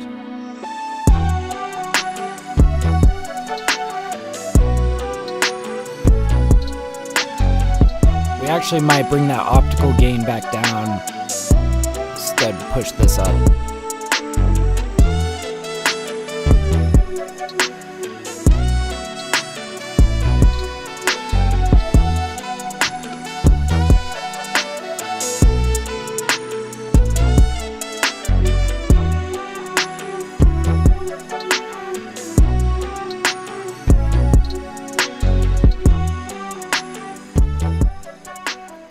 I think this is pretty good, although I did make a couple adjustments in the middle of that.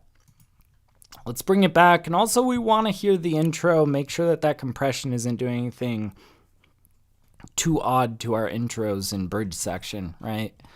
So let's run that again. We're looking at this guy right over here at this, the max peak value on the main, hoping that that's gonna, kind of stay below. But yeah, dude, thank you so much, Mars. Yeah, I've been really stoked on this. I've been waiting to like mix this one down for a little while, All right, let's hear this back. Let's see where we're at.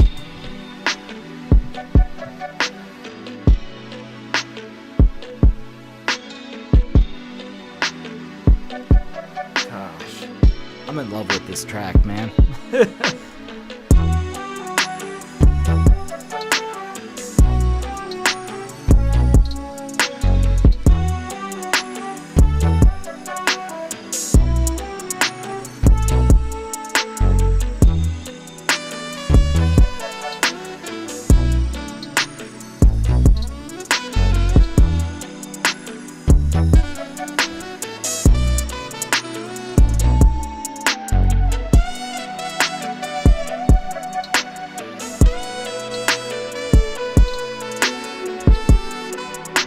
Yeah, definitely got that air. I feel you, man. It's because I really smashed it through these compressors.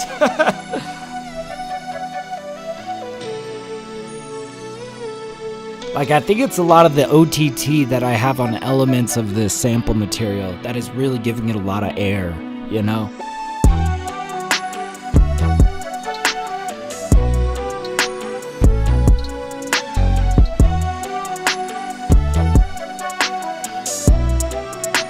It's like the opening music to an 80s crime drama / model show. Oh yeah. Couple of loose cannon cops who don't play by the rules. Yeah, absolutely.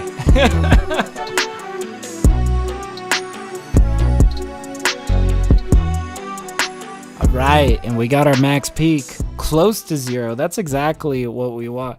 What do you mean OTT? Oh, dude, let me show you something. So OTT, it's a type of compression. It's a multi-band compressor that absolutely smashes it. So OTT stands for over the top. So it's over the top compression. That's literally what that means. Ableton has an OTT built into it, but I believe on these I was using OTT by Xfer. This is a free plugin, Xfer, Xfer. If you look up OTT by Xfer, you could get this plugin for free. But yeah, you can see I've got 3 different bands, right? And dude, this is absolutely smashing it through the roof. So like, that's what it sounds like here. I'll turn this on and off for you. Here it is without. Right? But I turn this on. It gives it a lot of air.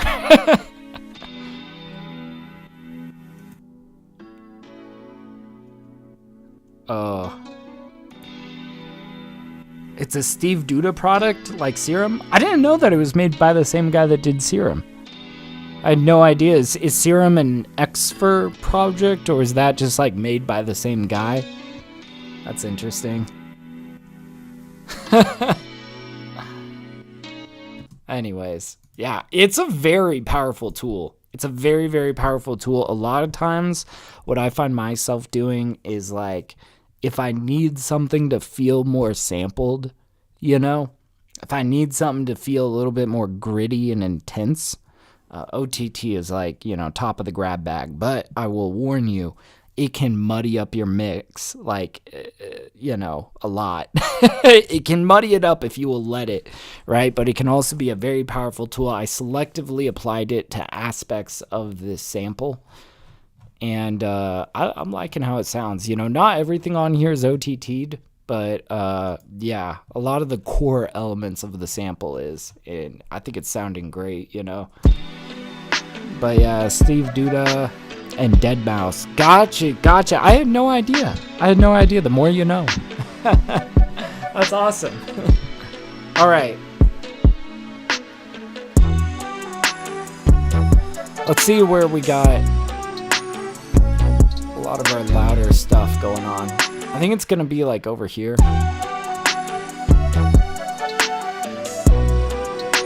Yeah, so basically I'm gonna run Ozone on this. I hope that this is that the license for this is activated. We will see. I think this is another plugin alliance. Yeah, it should be fine. All right, let's see. We're gonna let it analyze it.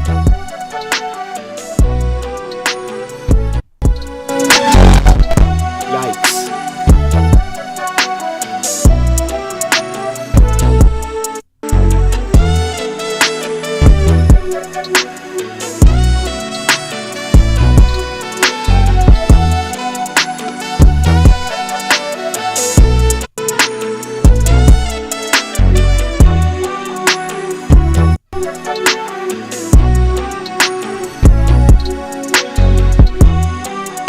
me get Yulin out here, see where we're at.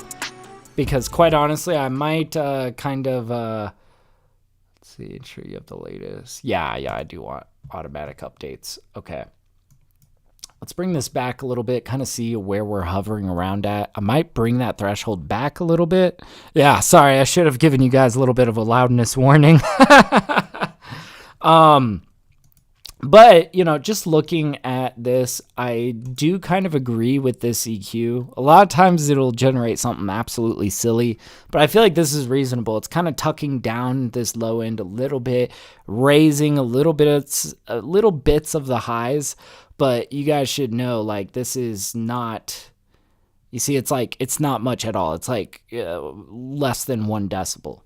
But I think that this EQ is kind of making it brighter. Let's just do a little bit of A/B testing.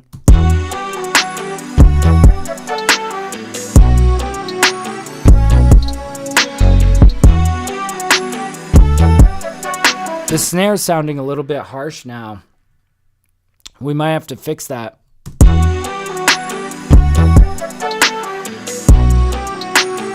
I think we can get away with making this a little bit less intense.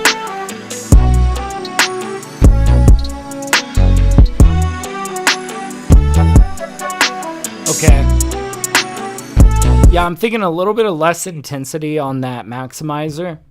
And then what I want to do is I want to bust out the master limiter. Now, I am working in Ableton Live 12 today. I'm borrowing my wife's laptop because it is much more powerful than mine.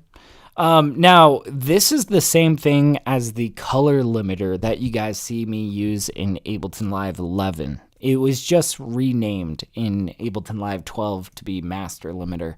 But I do like throwing this on the end of my chain.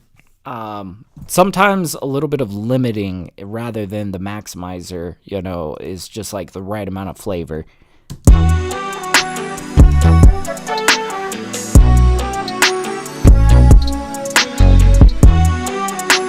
Yeah, it sounds radio level right now. Yeah.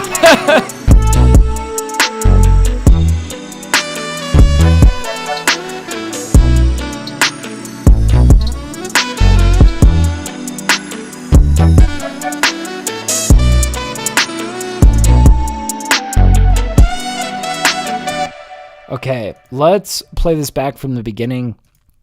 Now, I'm contemplating whether this snare is going to be a little bit too much, you know? I mean, let me know, honestly, what you guys think of this snare. I'm listening at a loud level, and it kind of is, like, you know, a little bit harsh in my ears.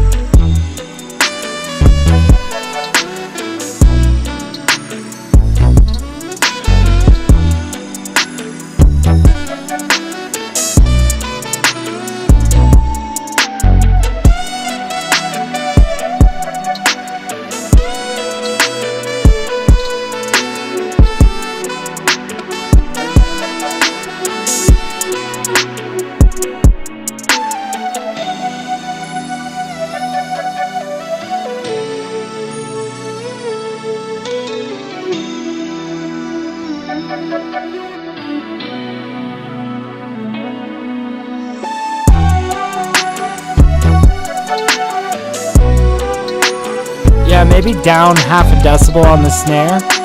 I think, yeah. I'm thinking it either might be a gain staging thing, or we might do a slight EQ to it, right?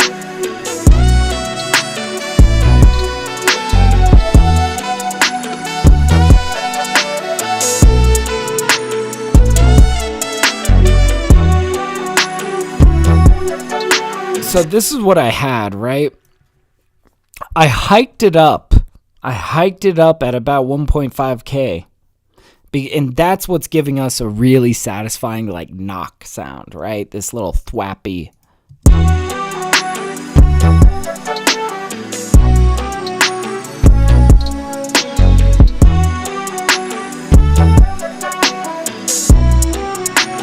So you can kind of see like what that EQ is doing, right? But it is also kind of giving us some issues in that like right above 1.5K, I would say between 3 and 4K, it's getting a little bit crazy, you know? Like, I don't know. I think what we're going to do on this snare is we're going to grab an EQ, treat it like a new EQ, slap it on the end right here. And we're going to just try to tame down some of the harshness here, you know? So the way that I tame down the harshness on a snare is first I find where the harshness is at by making my ears hurt. So little loudness warning, right? We're going to basically be like going like this until we find the sweet spot, and then we're going to take it down a little bit, right? Let's shorten that Q knob a little bit. Yeah, we're going to be doing something like that. I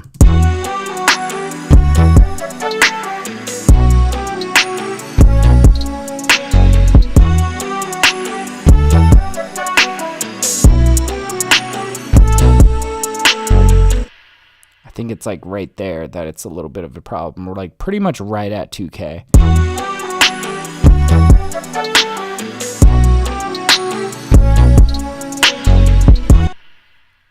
Okay, so right there at 2K, we're gonna like bring it down by like 2.5 dB. Let's get that Q knob up there a little bit.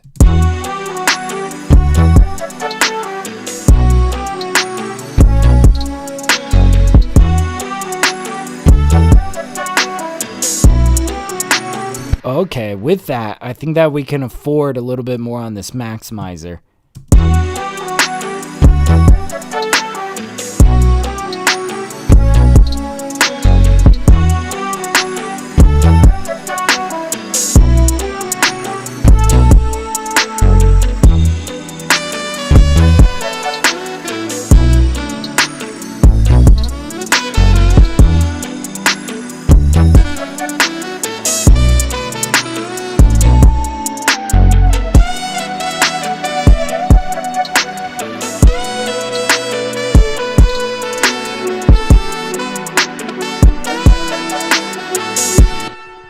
Dude, this is getting quite insane. Let's tweak that EQ a little bit more.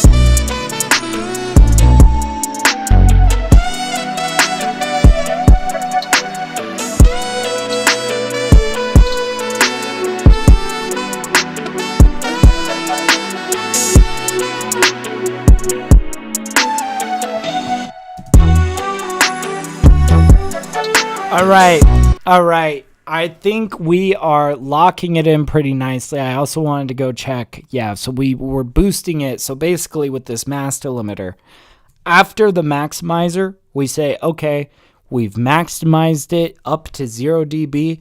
And then basically what this limiter is doing is it's saying, all right, but let's put the ceiling hard at 0 dB, but then let's push it 1.89 decibels into the ceiling, right? And it like, you know, squishes it a little bit more, makes it a little bit more intense, and I feel like we get a very clean sort of compression here, where it's actually limiting. You know, it's not squishing, it's limiting. It's you know, saying ceiling is here, and then we like just lift it up a little bit, basically. On the next episode of Moonstalking. There we go. All right, let's get our final LUFS value. Make sure that we're happy with this.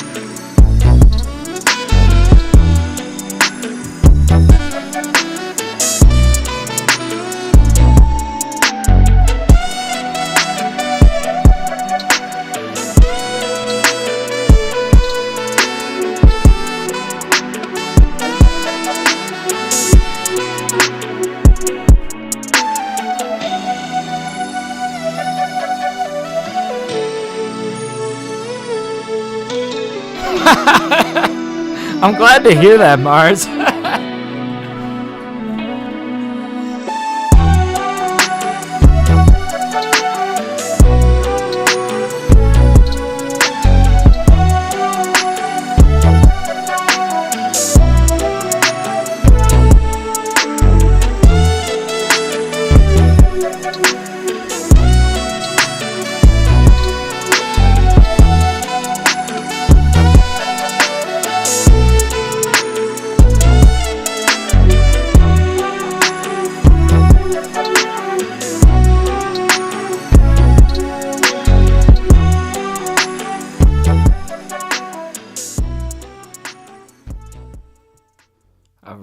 All right. So we ended up at minus 10.1 LUFS. I feel like we can push this a little bit more. I feel like really my target is like minus 9.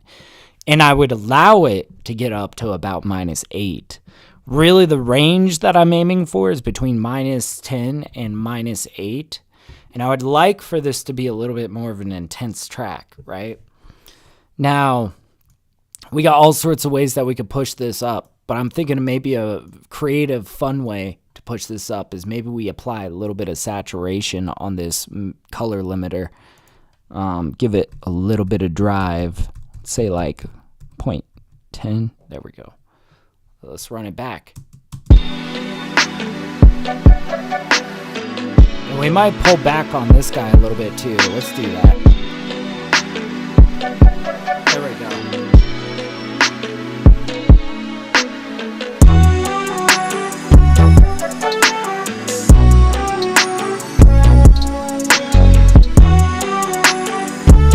Oh man, you can really hear that little dash of distortion in the bass, and it's cool. This feels kind of raw now, you know? I like the rawness of it. Like really, we're mixing on a vibe here. Like we're trying to hit like a vibe, not like this clean radio song, right? It's just like this kind of overblown vibe. Like these kicks are insane.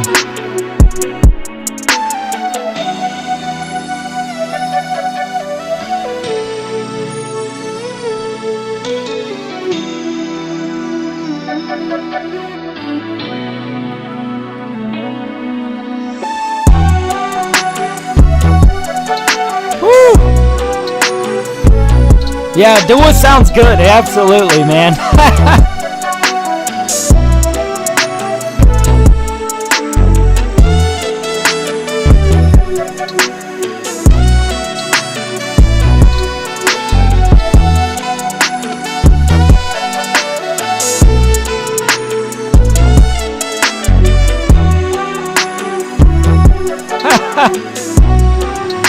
Well, absolutely. You shouldn't worry about levels too much. I'm just worried about consistency in terms of the other 26 tracks on the album. You know, that's really all I'm concerned with. All right, minus 9.4 LUFS. I feel like we could smash it a little bit more, just like a tiny bit more. And I think that, yeah, I'm liking how extreme it's getting as we smash it a little bit more.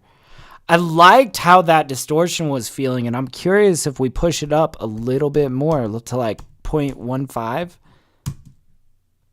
Let's maybe do that, and maybe we give it like just like a tiny bit more of, yeah. This might be too much though. This might be too much. Let's hear it back.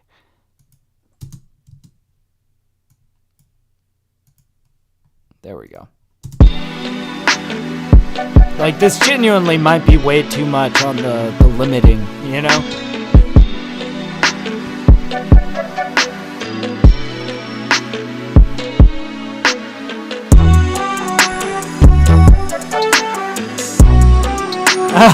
Yeah.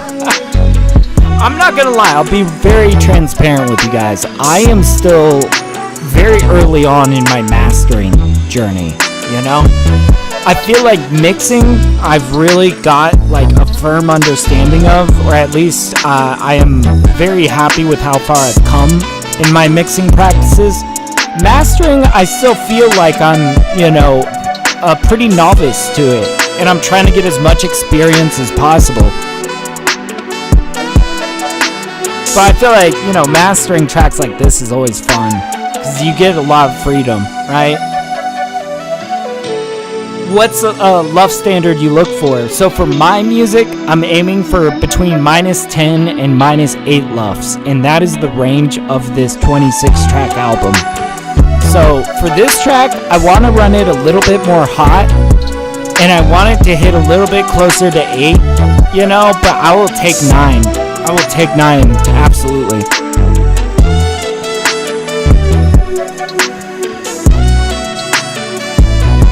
I'm liking the distortion, man. It's really energizing this.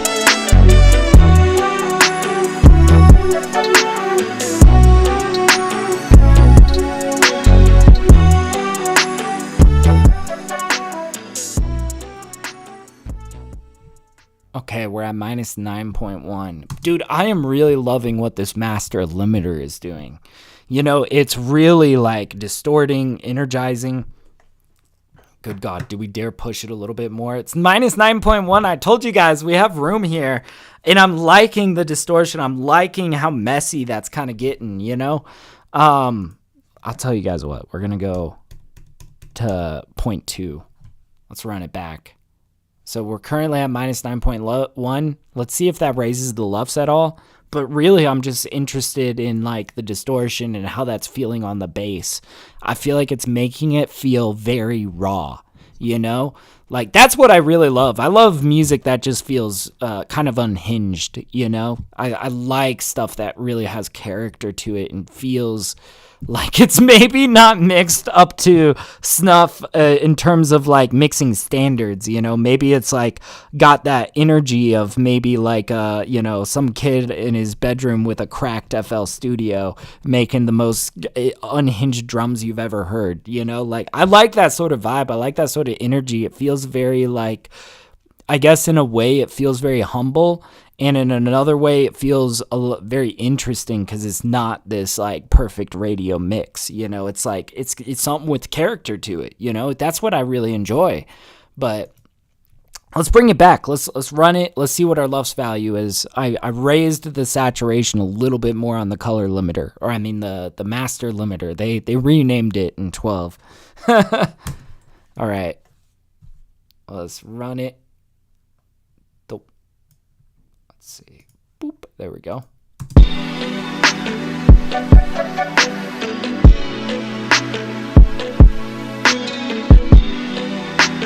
Oh, and this kick is feeling even more tasty, man.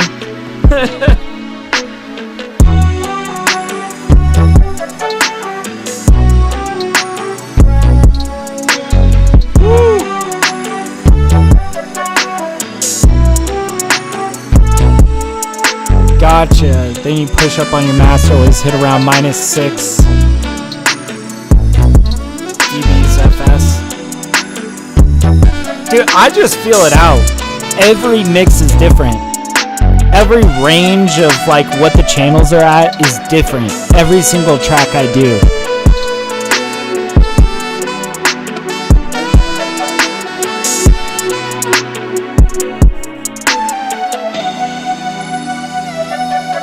Alright, let's see where we're at.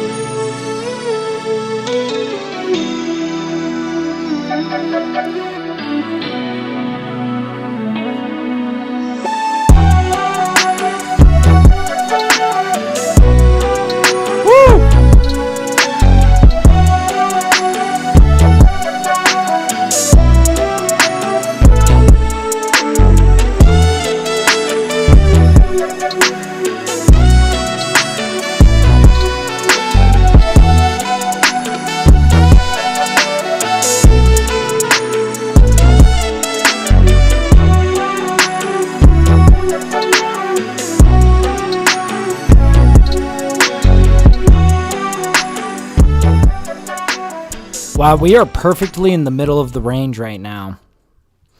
I kind of want to keep pushing it until I feel uncomfortable with it. You know what I mean? All right, I'll tell you guys what. I'm happy with the amount of distortion on it, but let's push it a little bit further into the ceiling. That is going to cause for the distortion to go a little bit more intense. but we're not adding any more levels of distortion. We're keeping the same distortion. We're gonna nudge that up by 1. All right, so we're pushing it 2.65 decibels into the ceiling. Let's see what this sounds like. Let's see what LUFS value it gives us, you know. But yeah, he says, I just noticed that my plugin response does really well at minus 18 dBs before master. Interesting. Yeah, I honestly, I feel like for me, I'm just keeping it like, I keep it a decent amount of headroom as I'm like compressing it in the Shadow Hills master compressor. I like make sure I've got about minus 6 dB of headroom ish. And then I raise it up to as close as I can get it to 0 dB, and I'll let the maximizer take it the rest of the way up to 0 dB, and then I push it a little bit further into the roof using my master limiter. This has just been working for me. You know, this has just been working pretty well. On this one, this was actually, I didn't give myself much headroom. In fact, this came like pretty snugly up to, I think we were at like minus 0.07 dB. So I didn't really have to boost it much after that, you know. But really, every single mix is different. I'm feeling it out. I don't really pay attention to the decibel levels. All I pay attention to is it below 0 dB? And, you know, like, do I have enough headroom to do my next task, basically? And I adjust from there. You know, I adjust from there. I'm, you know, really freestyling it, you know?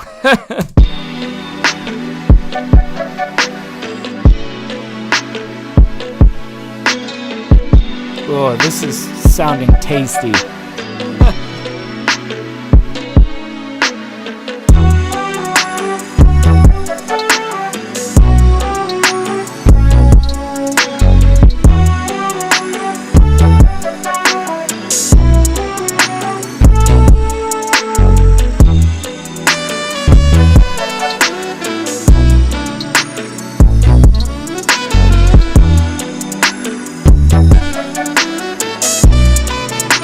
I want to hear this in the car. I gotta car test this.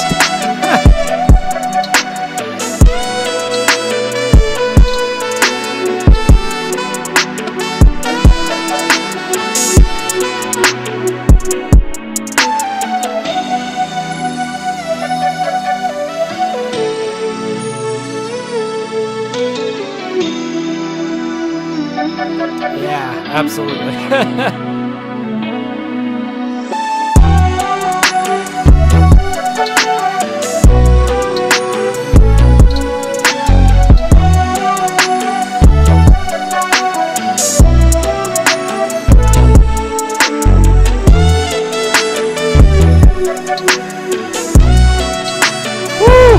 Yeah, I'm glad, man.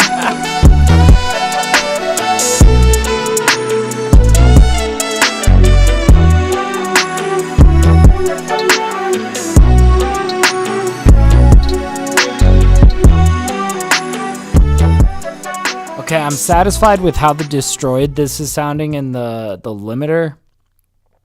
We're at minus 8.8 LUFS. We could probably... One last thing that I want to try, I promise, I think this is the last thing I'm trying. I want to pull back on this threshold on the maximizer a little bit. Let's say like minus 7.2. Let's run it. Yeah, let's watch. Let's see. We might adjust it as we go.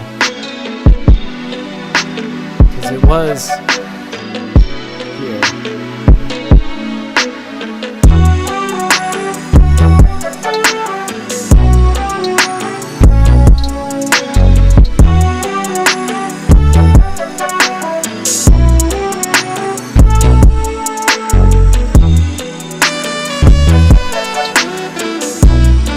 Okay, that's sounding good. Let's actually run it fully now.